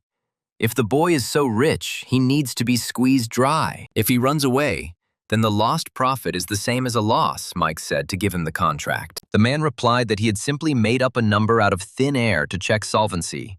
But now he would name the real price. To buy the entire estate in this city, you would actually need $1 billion in phantom money. Mike realized that the man was treating him like a sucker who could be robbed. And since he wasn't playing by the rules, he would do the same. He asked if money was no problem, but could he invite a couple of friends to his new home? The man replied, "Of course," and he extended an invitation. As soon as he said the right phrase, it would fly by itself to the one he was thinking about. Mike said, he, Mike, the owner of the houses, is giving away the entire estate. Let them come and evaluate his houses. As soon as Mike finished speaking, the cards flew into the sky, and the man thought about giving away the entire estate, but for nothing. And then he said that these $50 million could be considered a deposit. But Mike replied that there was no need to rush. First, let's inspect the house. The man led him to the house with displeasure and asked what kind of friends Mike had invited. Mike replied, "Well, just a bunch of rich slackers. He'll see for himself when they come." The man thought, great, maybe he could rob them too. So he brought Mike to the house. Mike said he would buy everything when his friends arrived. He would pay every last coin. The man agreed to wait a little longer, but there was an awkward silence and the man said, "Their friend has arrived. It's time to meet him at the gate," Mike replied. "The boss is so kind." When they arrived at the sales department, Omi, the manager from the shopping center, was already there. The man recognized her and thought, the mall is fallen. One of the main forces of horror in this city. What is she doing here? Omi brought Mike a gift and said that they had prepared a gift for their special client with a black card. The man watched this in shock and thought that it couldn't be that this boy was actually a client of the center. Now he realized that he was in trouble. This time he ran into a steel plate, so he wanted to retreat. He crawled up to Mike and asked, since Mike was friends with Omi's manager, "How about a 50% discount?" Mike replied, "The boss is in a hurry again. His second guest is about to arrive." The Duke's aura appeared before him, so the man became even more nervous when the Duke appeared and congratulated Mike on his housewarming. He thought about how this brat became friends with the Duke, and the Duke himself said that as soon as he received Mike's message, he rushed over. Was he really late? Mike replied, "Not at all. The Duke had just made it to the most interesting part." And he introduced the owner of these places. The man greeted the Duke, and the Duke asked if he was giving his brother an entire estate. The man replied that he had no intention of giving him the estate. Mike asked why the boss hadn't objected when he sent out invitations. The Duke asked exactly how the boss would explain this. The man became nervous and mumbled, "He plans to hand over the entire estate." Mike asked if something didn't add up. Didn't the boss just say the houses were worth $1 billion? The man was already trembling with fear and replied that Mike seemed witty to him, so he decided to joke. Here's the contract for the houses. He is deeply impressed by Mike's character. He voluntarily hands over all the houses. The man himself was fleeced, but he cannot afford to anger the Duke. Mike feigned gratitude for his generosity and replied that he would gladly accept the gift. He signed the contract. Now that he has a hotel and houses, his strength has reached the average level of a ghost commander. The man said that now Mike is the boss of this place, so he will not interfere with Mike meeting his friends. Mike allowed him to leave. The man barely hobbled to the exit, and the Duke asked if Mike was going to let the crook go so easily. But Mike replied, there was no need to worry. He had already arranged everything. The man ran away, only his heels sparkling, and he swore, damn. Even though the Duke is protecting this kid, he can't do it forever. He would definitely take revenge. But a car stopped abruptly in front of him, and when the doors opened, those 3 crooks that Mike had recently hired appeared. Their leader said that their car was quite spacious, so why shouldn't the man join them? Without waiting for an answer, the guys dragged the man into their car and took off. A little later, Mike received a message that they had dealt with the swindler. Mike did not think that this trio would be so useful. There are 47 villas here in total. He has left only 10 for sale and uses the rest as gifts to secure support. Mike told the Duke that he would like to give the Duke this villa as a gift in return for his visit. The Duke replied that he didn't think it was appropriate, but Mike replied that there was no need for such formality. Then the Duke replied that if Mike ever needed his help, he should let him know. Mike thought that when the Duke lived here, No one would dare to come here. Then Mike thanked Omi for coming. Omi replied that Mike was their most valuable customer, so showing respect was the least they could do. Mike said that as she sees it, most of the villas are just bare walls for now, and he wants to do some renovations there. He will be purchasing all the building materials at their shopping center, so he asks for a preliminary design to be prepared. Omi was delighted that if all these villas were renovated, it would cost at least hundreds of millions. Such a jackpot is floating into her hands, she replied. Mike can be sure she has prepared the perfect renovation project. The best quality at the best price, Mike replied. He wants only the best and the most expensive, Omi replied. Understood. We'll start working immediately. The Duke asked. The estate itself was given away for free, but the renovations would be expensive. Mike was going to sell the other houses. Mike replied, of course not. How much can you earn by simply selling villas? He plans to use them as a base to create an explosive club for the elite of the horror world. The Duke replied, but relying only on pitchforks would be difficult. Mike replied, of course, it's not just about them. He also plans to develop the accompanying infrastructure and is confident that aristocrats will not miss the opportunity to establish connections with high society. Mike returned to the dining room and the manager came. She said that manager Omi had arrived. She came in and asked if this was a renovation project. Let him look at it and tell me what needed to be improved. Mike replied that he was completely satisfied. Thank you for the work done. Omi said that she was glad to try. There were just a couple of things she wanted to discuss. Mike asked if there was a deposit. Omi said no. The thing is, they hadn't found a suitable team yet. So Mike started thinking that if nothing worked out, they would postpone the deadline. The manager suddenly said that he could get the canteen workers to help. They were his people, so he would feel more at ease. Mike replied that it wasn't a good idea. If all the workers went to do repairs, work in the canteen would stop. The manager replied that they could help during their 4 hours of rest each day. But Mike didn't think that was a good idea. He said that it would be strange to suddenly take back his words like that. The manager replied, and what's wrong with that? In the ghost world, overtime pay doesn't exist in principle. Mike replied that those 4 hours should be considered overtime and paid at triple rate. The manager reacted as if they had been deprived of their wages. She replied that in their world there was no extra pay for overtime. Mike answered sternly, his rules are the law. Overtime pay is not negotiable, or they should not take it on at all. What nonsense! The manager was upset about the triple salary and left, and Mike told Omi's manager to purchase materials according to the project. Omi replied, okay, Mike can be sure. She guarantees that the finishing will be luxurious. The manager came into the canteen and announced their boss's new orders. There are not enough workers in the yard for repairs. He wants them to help him during their free time. The guy wasn't upset at all and said, great, they can finally thank the boss. Others picked up on it, right? Finally, they could work overtime for the boss. The manager told me that I advised them not to rejoice prematurely. The work will be paid triple. She says something good as if it were bad, and the staff reacted the same way. The guys said that the boss always gives them such concessions. But what if he goes broke because of them? Then the red-haired one asked, hand on heart, you need to ask yourself how the boss treats them. The other one answered, it couldn't be better. The second added, exactly. The boss is ready to increase their benefits even during the most difficult initial period for him. If they really accept the extra payment, how will they then look in the eyes of the elders and all the people? The red-haired man asked what they should do then. The employees shouted, work overtime for free. The guy added that before they went to work, they needed to agree on something. No one who goes into the yard should be recorded on the overtime sheet. The other guys supported this idea and said, brilliant.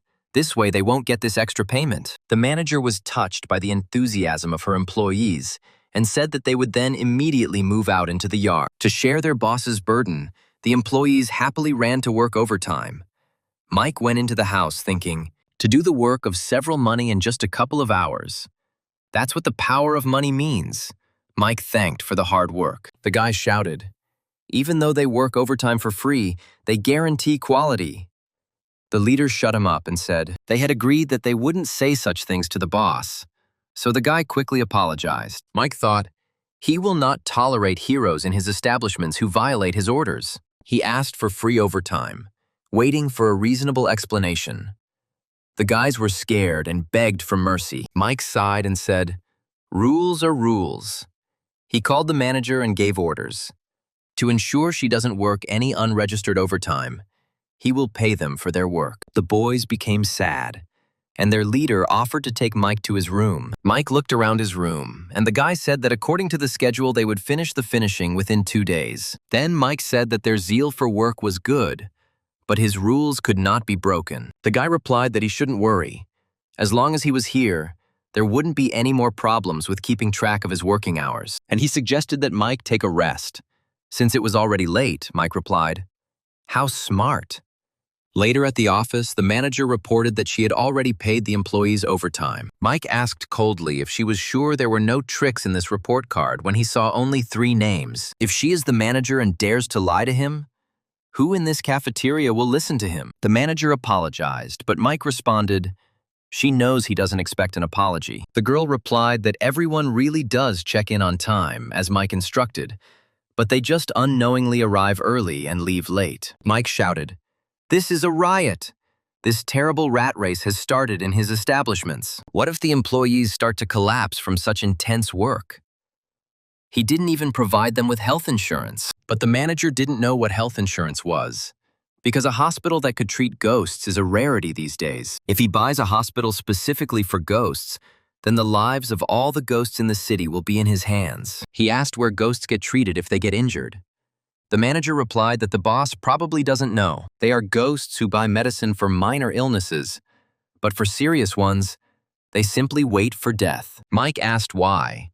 Of course, their hospitals are not the best, but you can't refuse treatment completely. The girl replied that there is not a single hospital here now, so we have to go to the neighboring city, and the price there is exorbitant. You lose both your life and money, Mike replied. It sounds like a real scam. It seems he urgently needs to buy a hospital. This is the only way he can shear his sheep. He remembered a famous hospital. Hadn't it really appeared yet? Mike thought. He asked. She said, "There are no hospitals here, right?" The girl answered. Yes, they did not receive notifications about the appearance of a new scenario. Then Mike asked if that meant she could find out about new horror scenarios as soon as they appeared. The girl asked if the boss was planning to take over the new scenario. Mike ordered to send several ghosts to monitor the abandoned hospital and let him report to him as soon as the ghost hospital appears there, the girl replied. She understood that she would organize everything right now, and she thought to herself that the boss was able to predict the place where the new scenario would appear. And so, after some time, Wolin brought Mike to the new hospital and asked if Mike needed an escort. Mike replied, "No need. Let her wait for him in the taxi." He entered the hospital and a notification came. Mission requirements. Mike will become a medical intern and must successfully complete his internship. It seems that this hospital really does have a low cure rate and a high mortality rate. Then a girl came and asked, "He must be the new intern, right?" Mike replied, "Right." The girl asked if it was scary at all.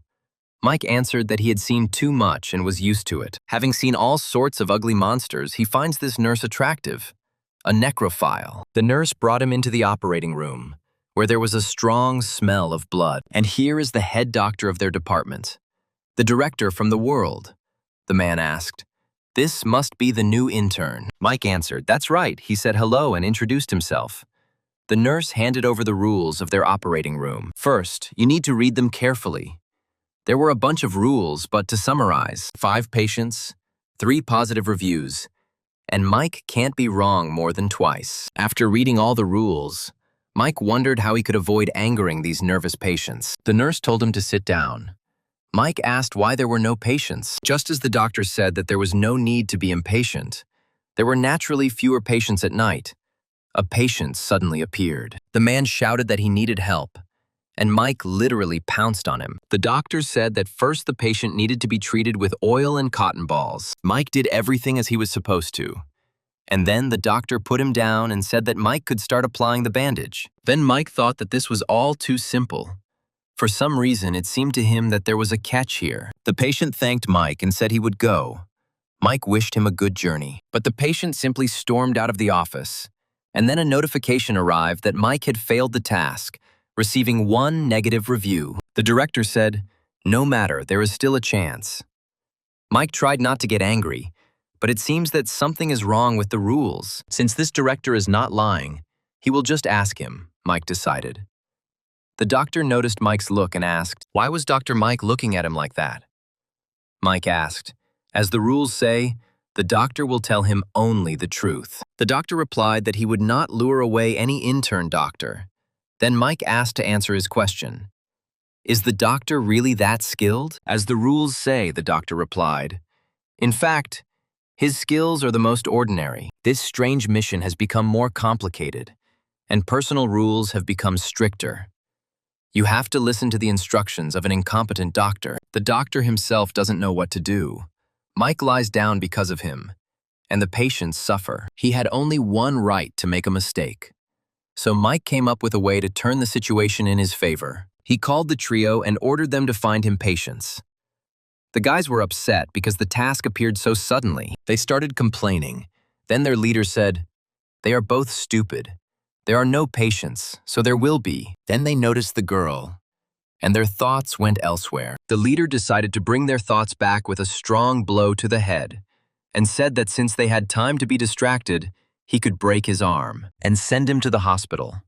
When suddenly they noticed that a guy was pestering the girl. Apparently, female ghosts have a hard time in the afterlife because of men, our trio realized. That guy and his friends could be turned into patients. They came up and asked if they were harassing an innocent girl. The guy just laughed and said, "So what? She has a great figure." His gang added, "Right. Let them get lost before they get angry." The leader of our trio said that, actually, he really wants to give them something.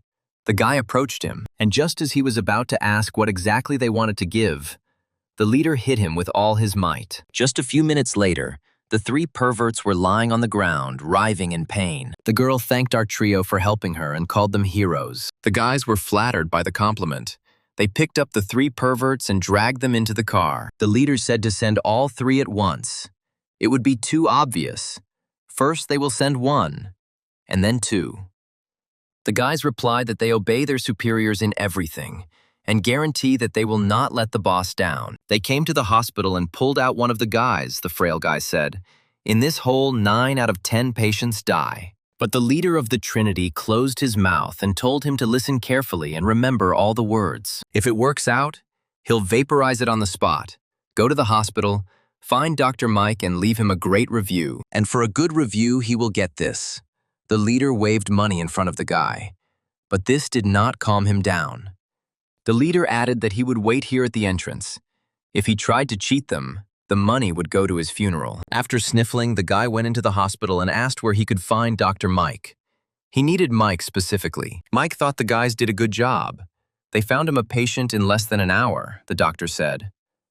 Wow, someone insists that it was the intern who treated him. This is the power of money, Mike came up and said.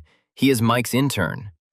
The guy looked at Mike with tears in his eyes. He thought that the Ghost Commander level 6s should be commanded by at least a general, but this was just a little human. But there was nothing to be done.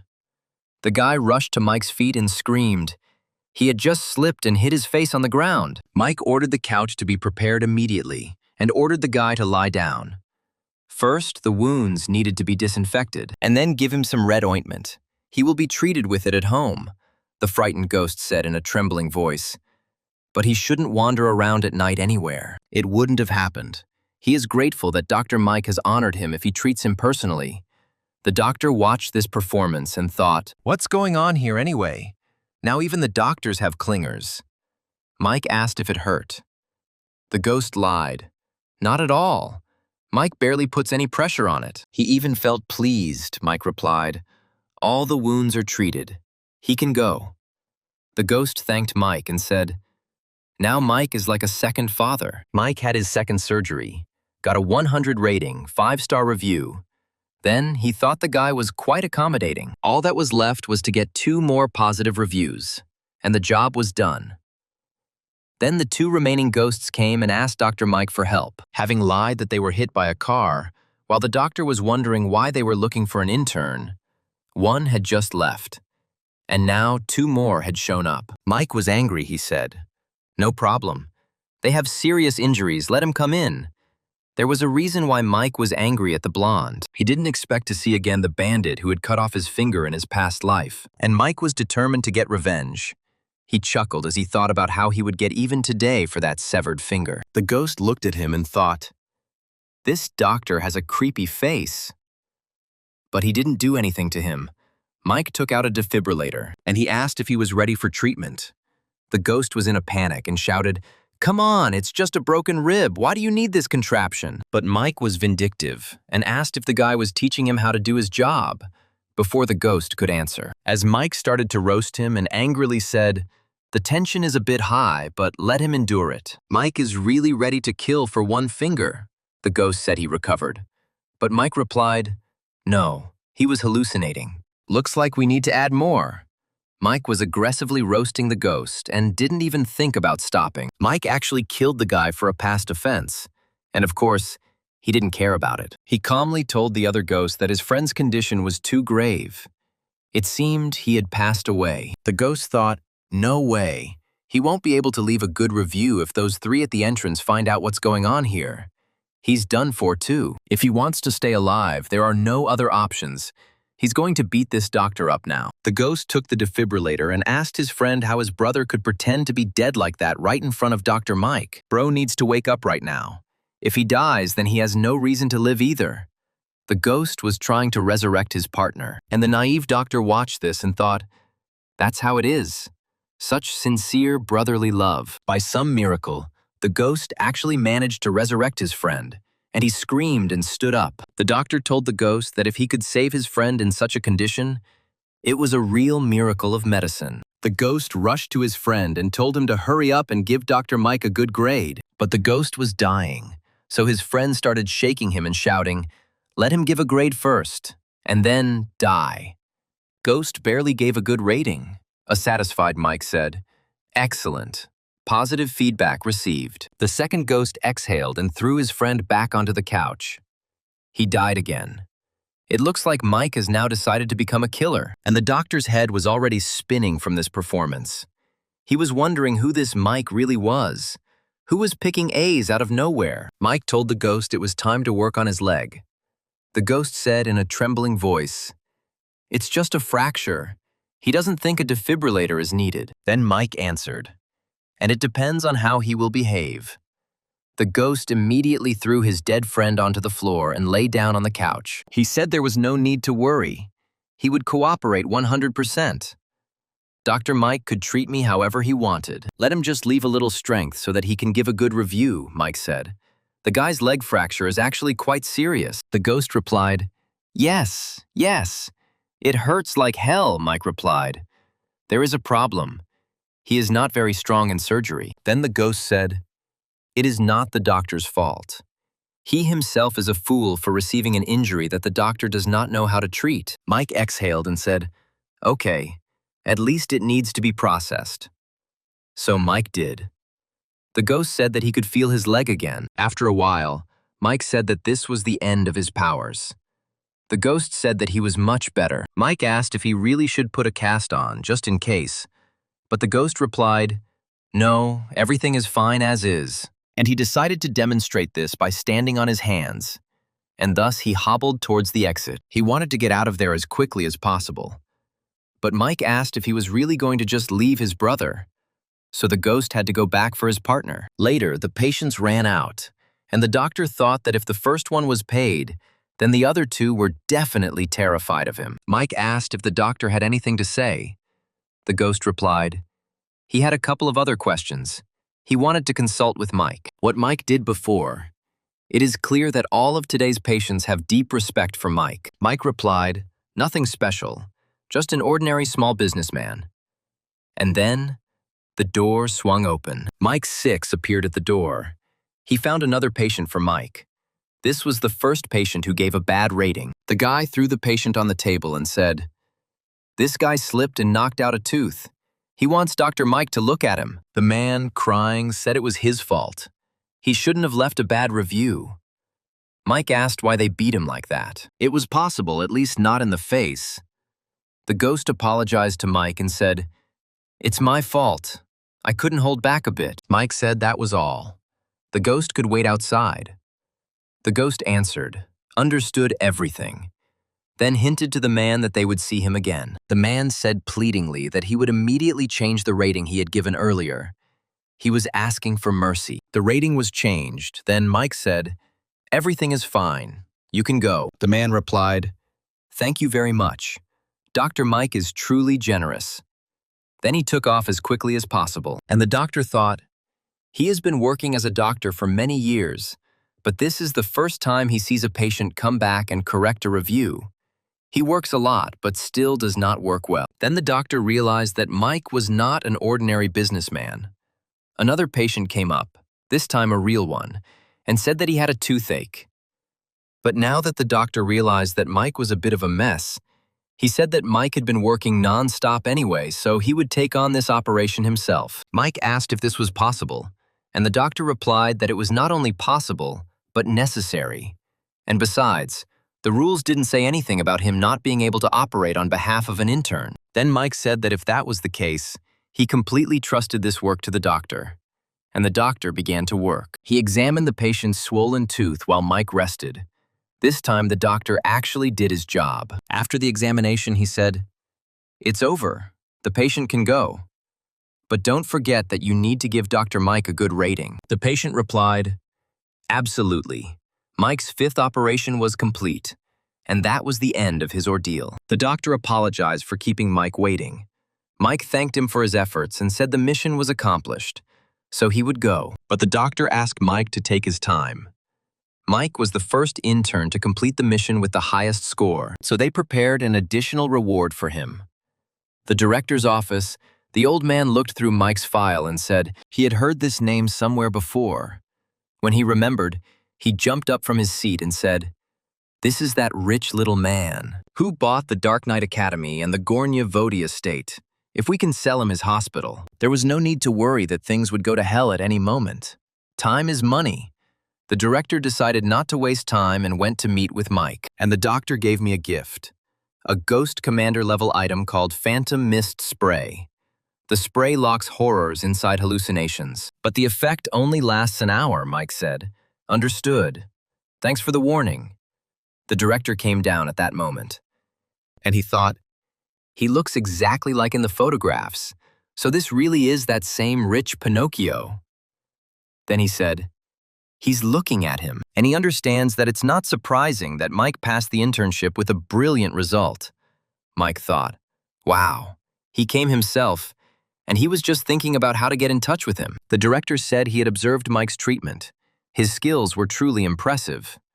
Mike asked how he could be of assistance, and the director replied that he thought that spraying a soot spray for a perfect result was too simple, and he had prepared a special additional gift for Mike. And he himself thought, of course, it's time to lure the rich man so that he would become the next owner. Mike pretended to be naive and asked what the bonus was. The director replied that he hoped Mike wouldn't think it was too modest. He held out a pen. This pen. A small token of gratitude, said the director. The nurse was surprised because the director was giving away his personal gold pen. This thing costs over 100,000, Mike thought. No one is just bowing and scraping. He definitely needs something. Mike put on a smile and said, the director is too kind. Such an expensive gift at the first meeting. The director lost his greedy hands and asked, with Dr. Mike's unusual talent. Mike never thought about it.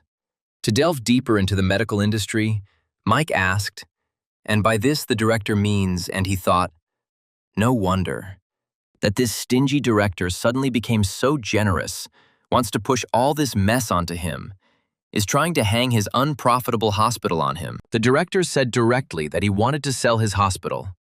Mike responded, but it seemed to him that everything was quite normal here. Why sell? In fact, Mike was expecting to be offered a deal, the director said.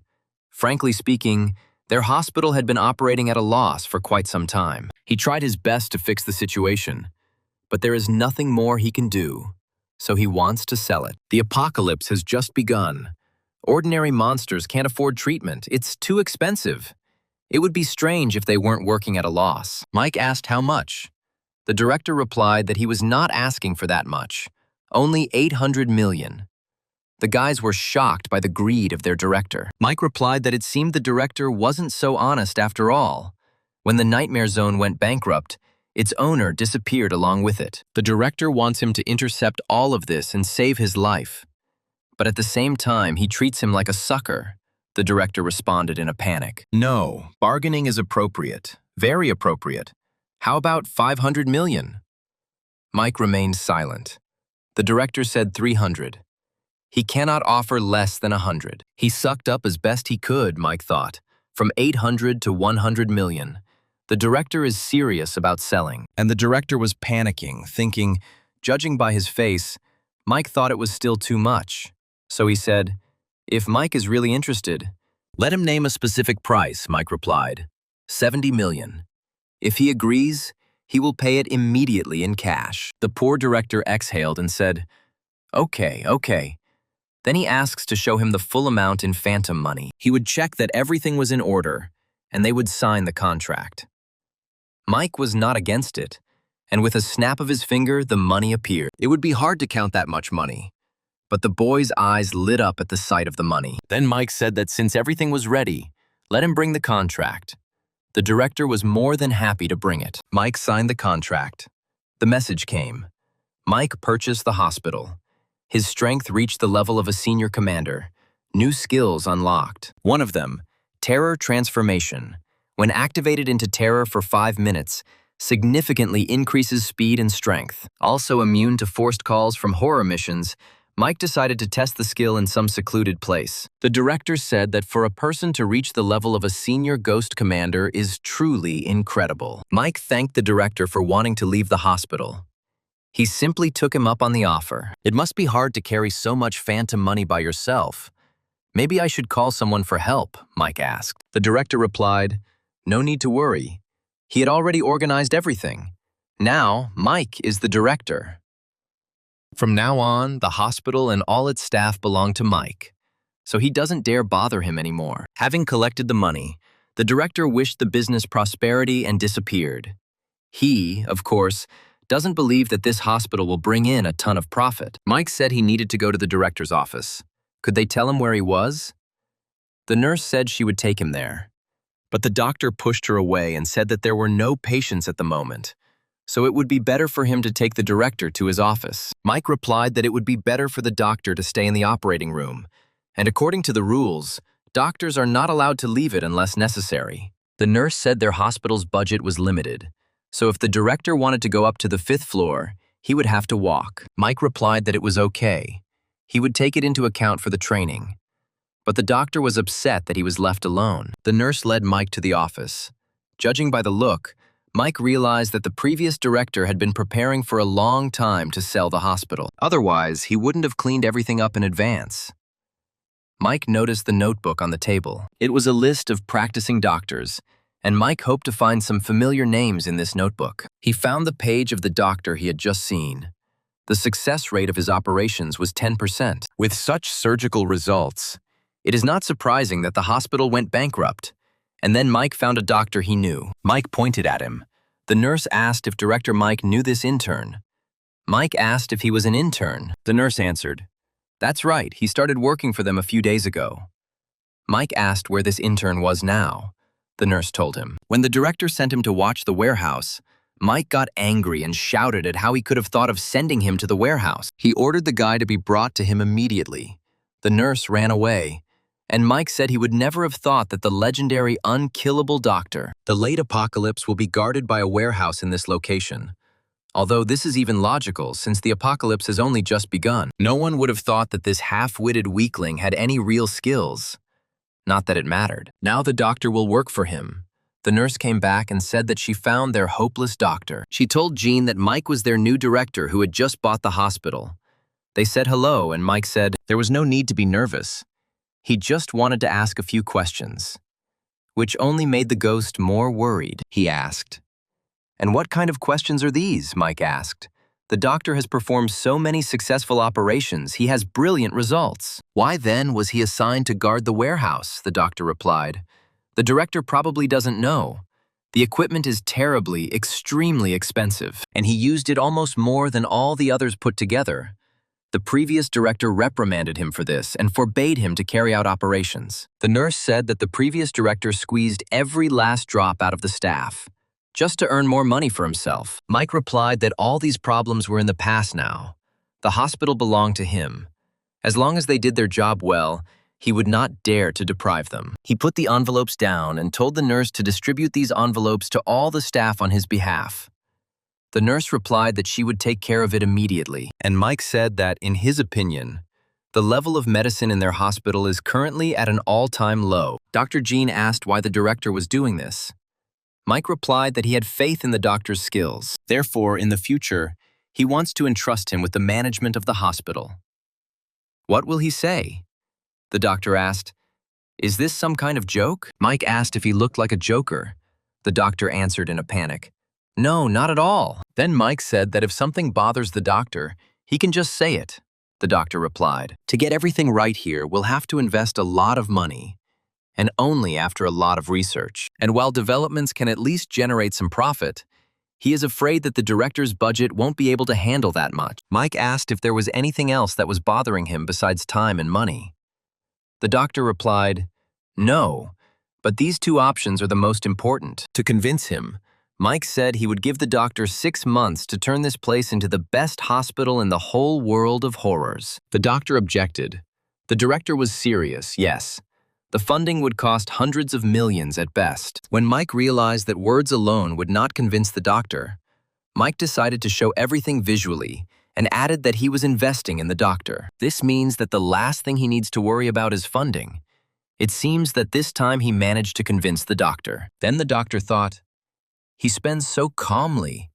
He is not like the previous short-sighted misers, Mike said, and he wants to clarify something on the shore. He does not plan to pay the doctor's salary. The doctor said no problem. He would be happy to work for free if he had the opportunity to hone his skills. Mike laughed and replied, for free, no jokes needed. He would give the doctor 1% of the shares of this hospital. The doctor didn't expect that. He said it was too generous a reward. But Mike responded. He believes in the doctor's love for medicine and is convinced that the doctor can achieve the results he expects. And all because Mike somehow knew that in the future the doctor would become the one who treats horrors on the level of the Ghost King. Compared to this pile of phantom money is nothing. Just pocket change, the doctor said. The director can be sure. He will make every effort to raise the hospital's medical standards as soon as possible, Mike replied, believing in him. And he thought. He simply shared part of the profits, and the future miracle doctor is firmly attached to him.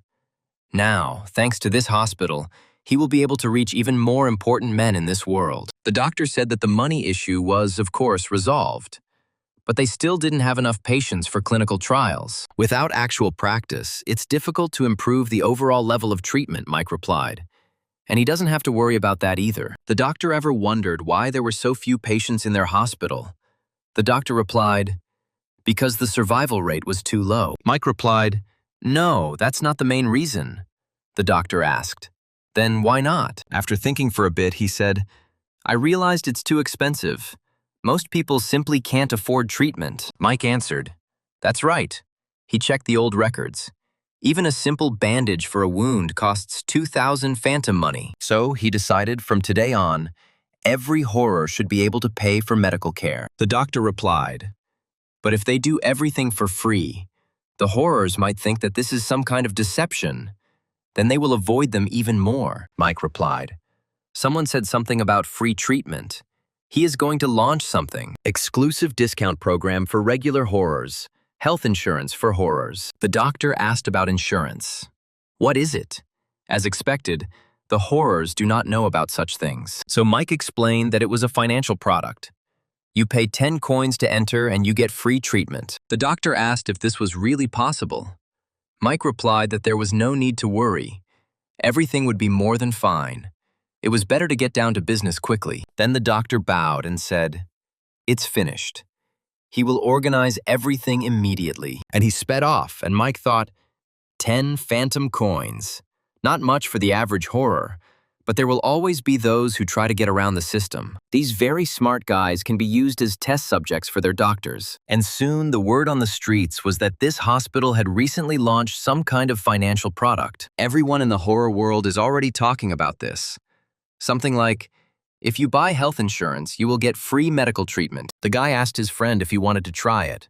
It was only 10 coins. Not that expensive. But he replied that there was no such thing as a free lunch. Then the guy said that if that was the case, he would go there alone, and called his friend a coward. Mike asked how their insurance was, and the nurse said everything was fine. Their insurance is selling like hotcakes, Mike replied. So quickly it only took a day, he surprised himself. The nurse replied, yes, since they opened sales yesterday, there has been no shortage of customers. They have a hospital with a bad reputation, of course. This is logical. Mike asked how many patients they had received during this time. The nurse brought a book and said that while they had admitted 200 people, 30 of them had survived. Mike replied that they had more successful operations, and it looked like their doctors weren't hopeless. Let them continue to promote insurance. It will cover all expenses, the nurse replied. Understood. At this rate, this hospital will soon be the talk of the horror world. Mike was happy with his position. A little later, someone knocked on the office door and Mike allowed entry. A new ghost came to him. Mike asked if he was going to see a doctor. Their examination rooms are on the first floor, but the ghost answered. The director misunderstood him. He is not here as a patient. Mike took his card. This is the chairman of the Ghost Metro. So Mike thought, the ghost subway is the most popular transport for horror after the ghost taxi. What's going on? Now the horrors come to him to discuss business. Mike put on a smile and said, nice to meet you. The chairman said that compared to Mike, he was just small fry. Mike asked him to sit down. Then he asked what brought the chairman here. The ghost replied, no need to rush.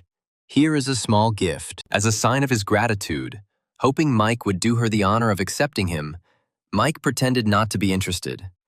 But in reality, he was overcome with excitement. It was a watch, the ghost said. He heard Mike likes watches. He went around the entire Fallen Center and chose this one. He hopes Mike will like them, Mike replied.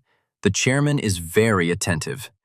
And now it's time to return to the real reason for the visit. The chairman replied, he'll say it straight out. He wants to sell Mike the ghost subway. Mike replied that as far as he knew, it had always been a steady profit. That was right.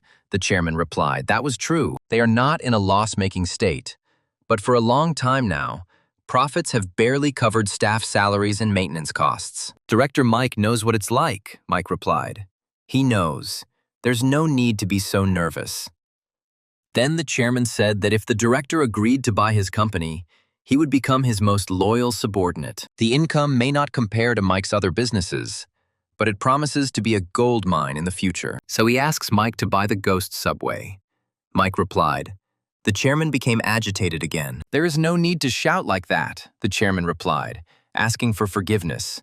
He lost his composure. Mike replied that he was interested in their offer, but he needed to see everything before making a decision. The chairman replied that, of course, he would consider it an honor to show Mike everything in person when the director was free. Mike replied that there was no point in wasting time. They could go right now, and the chairman didn't mind either. Other ghosts watched them and said, it's terrible, and he dances in front of a person like a little dog, and even influences with his tail. That's how it looked. The chairman was jumping in front of Mike as best he could. That's why the horrors were irritated. But then one of them said, it seems like the bro doesn't know who this guy is. The director. Every dog knows him. His friend said irritably, why a man and not him? The ghost replied. He was dreaming. Dust like them won't even come close to such. There's not much money. If he wants to make a quick buck, let him catch this guy. They're giving a lot for him. This is a ghost general. Danger level 5 stars, the ghost said. Where were the idiot jailers looking? They missed such a dangerous criminal. Rumor has it that he was recently seen in this very metro station, and upon hearing this rumor, other ghosts became frightened, and they asked what they should do. They had lost the ghostly second-ranked general the last time they caught him. Yes, if they, the little ones, come to him, they will tie him up themselves, and his reward will only increase. A friend said he was too worried about things that didn't concern him, and it was better to worry about whether he would leave this torture chamber alive. The street was a bit empty. The chairman said he was sorry he kept Mike waiting. They had already ordered a car to pick him up. You just have to wait a minute, Mike replied. There's no need. His driver is already here. Woland, as always, rushed in at full speed and opened the door for Mike and his guest. The chairman was shocked that Mike owned a ghost taxi. He told himself that he should have expected this from director Mike. When they both sat down, Woland asked where he was going. Mike answered, "The main terminal of the Ghost Metro." While Mike was speaking, the chairman noticed that the taxi driver had the same model of watch as Mike. Then he thought, he's definitely finished. He looks like a complete clown. And he really wanted to suck up to Mike. Woland quickly brought Mike to the ghostly metro. The chairman invited Mike to come in. There, Mike noticed a group of girls who were apparently undergoing a test. At the same moment, Mike received a notification about a mission in the ghost subway. He was supposed to work as a conductor and serve passengers in the cars. But the rules themselves said that Mike could complete the mission immediately, Mike asked. Does that mean he had technically already completed the mission? The chairman replied, of course. Mike was his guest of honor, so he didn't need to work as a guide. The girls heard that Mike had received a free pass, and one of them said she had heard that name before. Then her friend said, she remembered. This is the rich guy who pulled off a bunch of crazy deals. Her sister goes to the same school with him. The girls were distracted by conversations. Then the ghost ordered them to shut up and warned them that during missions they should stop their small talk. The metro arrived quickly and the chairman asked Mike to sit down. He followed him. Mike noticed that there weren't that many passengers. Suddenly the chairman got a call. He shouted, "You idiots, each and every one of you, they are actually going to work. It looks like he has problems." The chairman asked Mike to sit down and wait for him for a minute. "He needs to run to the restroom," Mike replied. "Okay. Let him sort it out." The chairman thanked him and promised to return in a minute. He flew out of the subway, and Mike wondered why he was twitching so much. Mike decided to take this chance to check the cars, but they didn't let him look around. The fat man shouted for Mike to bring him some water, and even called him a little rat. Mike didn't pay attention to him. Then the fat man exploded and yelled that he had problems with his hearing, that he should move and bring him some water. The other passengers noticed this and decided that Mike was in trouble.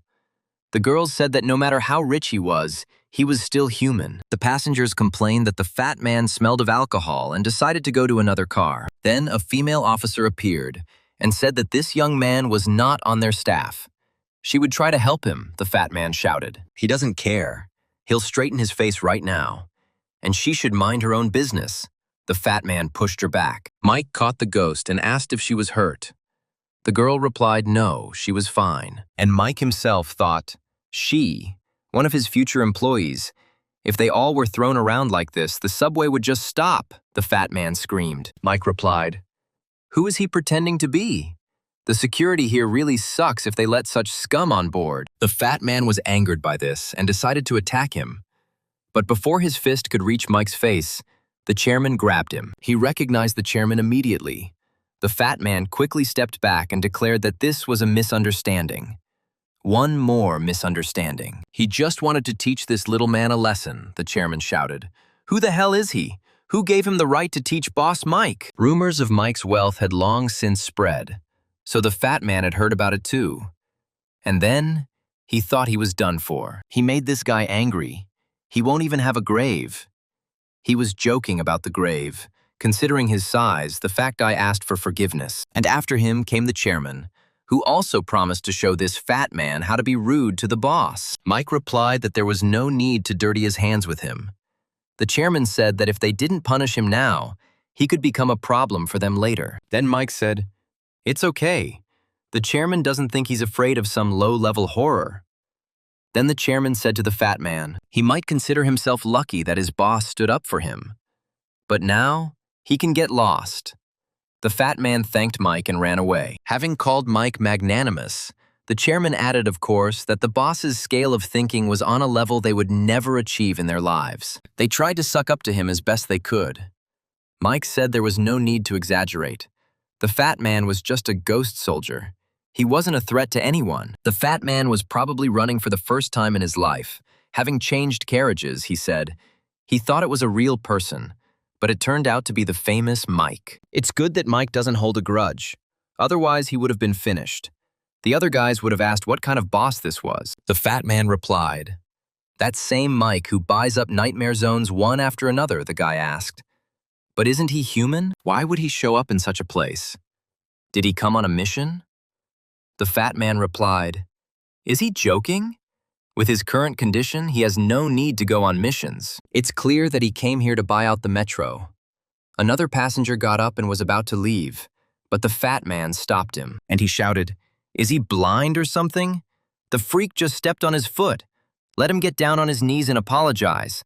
The fat guy was unlucky again. This time he came across that same dangerous criminal, and he got what he deserved for his insults. He plunged his knife into the fat man's big belly, then threw it at the guy, who screamed in panic. Meanwhile, Mike asked if the boss had rushed off somewhere so abruptly that something serious had happened. The boss replied, "Mike has no idea. They just received information that a wanted criminal of the highest rank has infiltrated their city." Mike thought, in his past life, in the apocalypse, there were no such precedents. The chairman said exactly that. The criminal is one of the most dangerous criminal elements in the world of horror.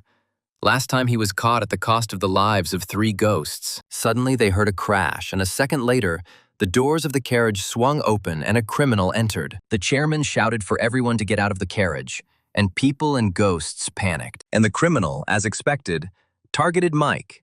He told him the kid wasn't going anywhere. The chairman tried to attack, but the criminal used some skill and pushed him away. Then the chairman said, "The criminal even used the skill to block his power over the zone." The criminal said, "Let him finish the circus and give him the man, and, be that as it may, let the rest go alive." The chairman replied, "Only over his dead body." "The criminal will not lay a finger on the boss," the criminal replied. "The fool is just a phantom first-level commander. Seriously, he thinks he can stop him. Get out of the way.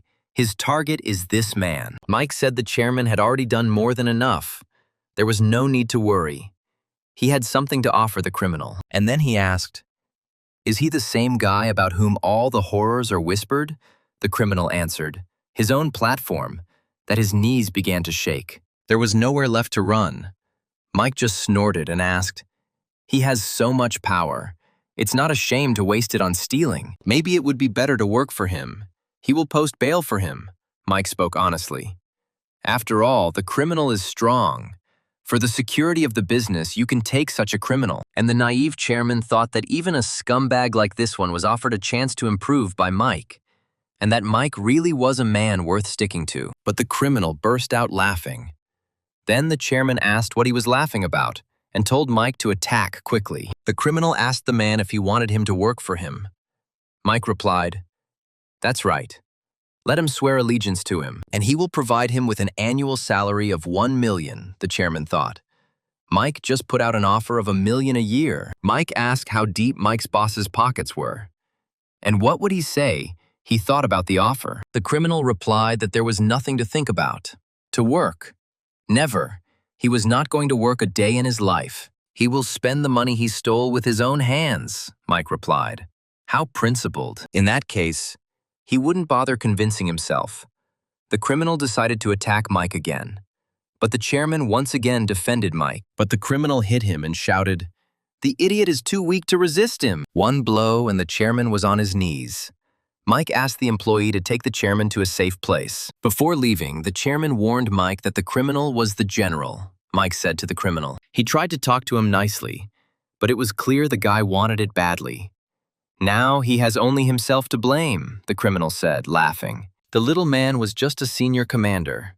Let him be a good boy and become his next trophy." But Mike easily broke the knife, and then he pulled out his ace in the hole, his new skill, and said, "This is the perfect time to test my skill." He transformed into horror. The criminal shouted where he got his horror skill from. The chairman and the employees said, "What a creepy aura. It's practically the level of a ghost general." Then the criminal got nervous and thought, "Now it seems he has problems." And Mike asked, "What is it that makes him afraid to come closer?" So their dear, invincible criminal is just a coward, who is only strong enough to mock the weak. The criminal shouted, "There is no need to be arrogant. He is just a man.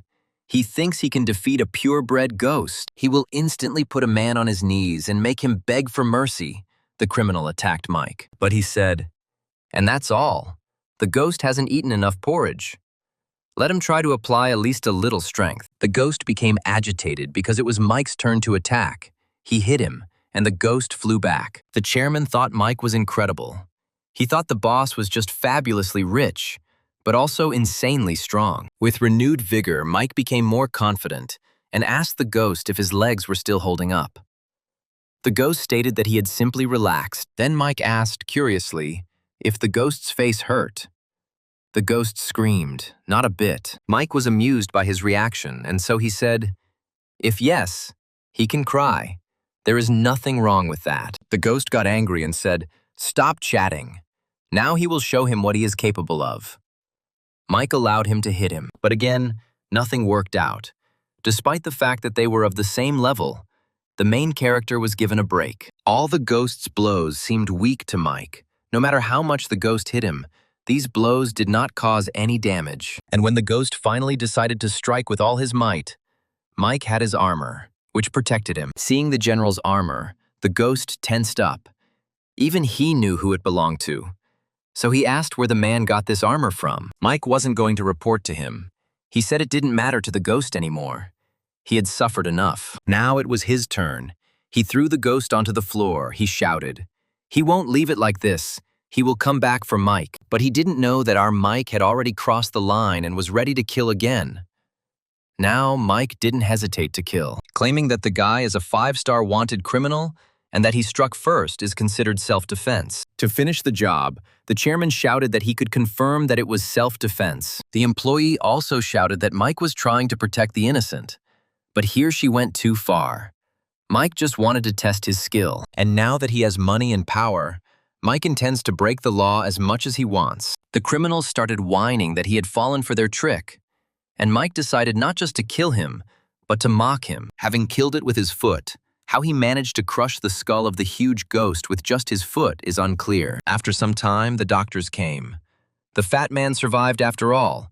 The chairman said that thanks to Mike, they got rid of the criminal. Mike replied that it was the least he could do, and the fat man continued to scream for help. The doctors said that the doctors would help him. Their hospital would organize an operation for him with the best doctors. Mike thought it was a great opportunity to advertise the hospital, and after a while, the chairman said they owed Mike a favor. If it weren't for Mike, this guy would have tarnished the reputation of the ghost subway, Mike replied. This is one of his future businesses. Naturally, he must protect him, the chairman replied. If he understands the rule, Mike plans to buy the metro. Mike answered, "Yes, this is a very promising enterprise. For what amount are they willing to sell it?" The chairman answered, "Why such formality? They sincerely want to work under Mike. If Mike agrees, he will give the subway for free," Mike replied. But that is also not possible. The chairman replied, "Yes, of course it was possible." Mike thought, I never thought that the day would come when they would start giving him locations. So this is what an increase in status and combat power gives. The chairman handed over the contract. Mike signed it and said that from today on, the salaries of all employees of the Ghost Subway would be tripled. The employee was delighted, but Mike told her not to rush to thank him. He gives them a week to get the entire metro in order, the employee replied. The boss can rest easy. Make sure everything is clean to a shine, Mike said. Then the chairman comes next. He gives him $1 million a year salary plus 1% of the shares of the Phantom Metro. Metro security is a pressing issue. We need to find a couple of strong, proven security guards. The chairman replied, no problem. He would take care of it right away, and they ran off to work. And Mike thought about food, education, medicine, and transportation, all key locations that would become top tier in the future. He has already bought up in advance. Now he is finally standing firmly on his feet in this apocalypse. Mike's wet dreams were back. His male ego just wanted to look important and respected. After a couple of days, after so many days of hard work, he can finally relax and rest peacefully. That's what he thought. But it wasn't to be. His phone rang. It was Woland. Mike quickly answered the call, and he asked if Woland himself had called him. Was it really something serious? Woland answered, They have a problem. There is a crowd of horrors at the gates of the estate, shouting that they want to see Mike. They are not attacking, but want to make a deal with him.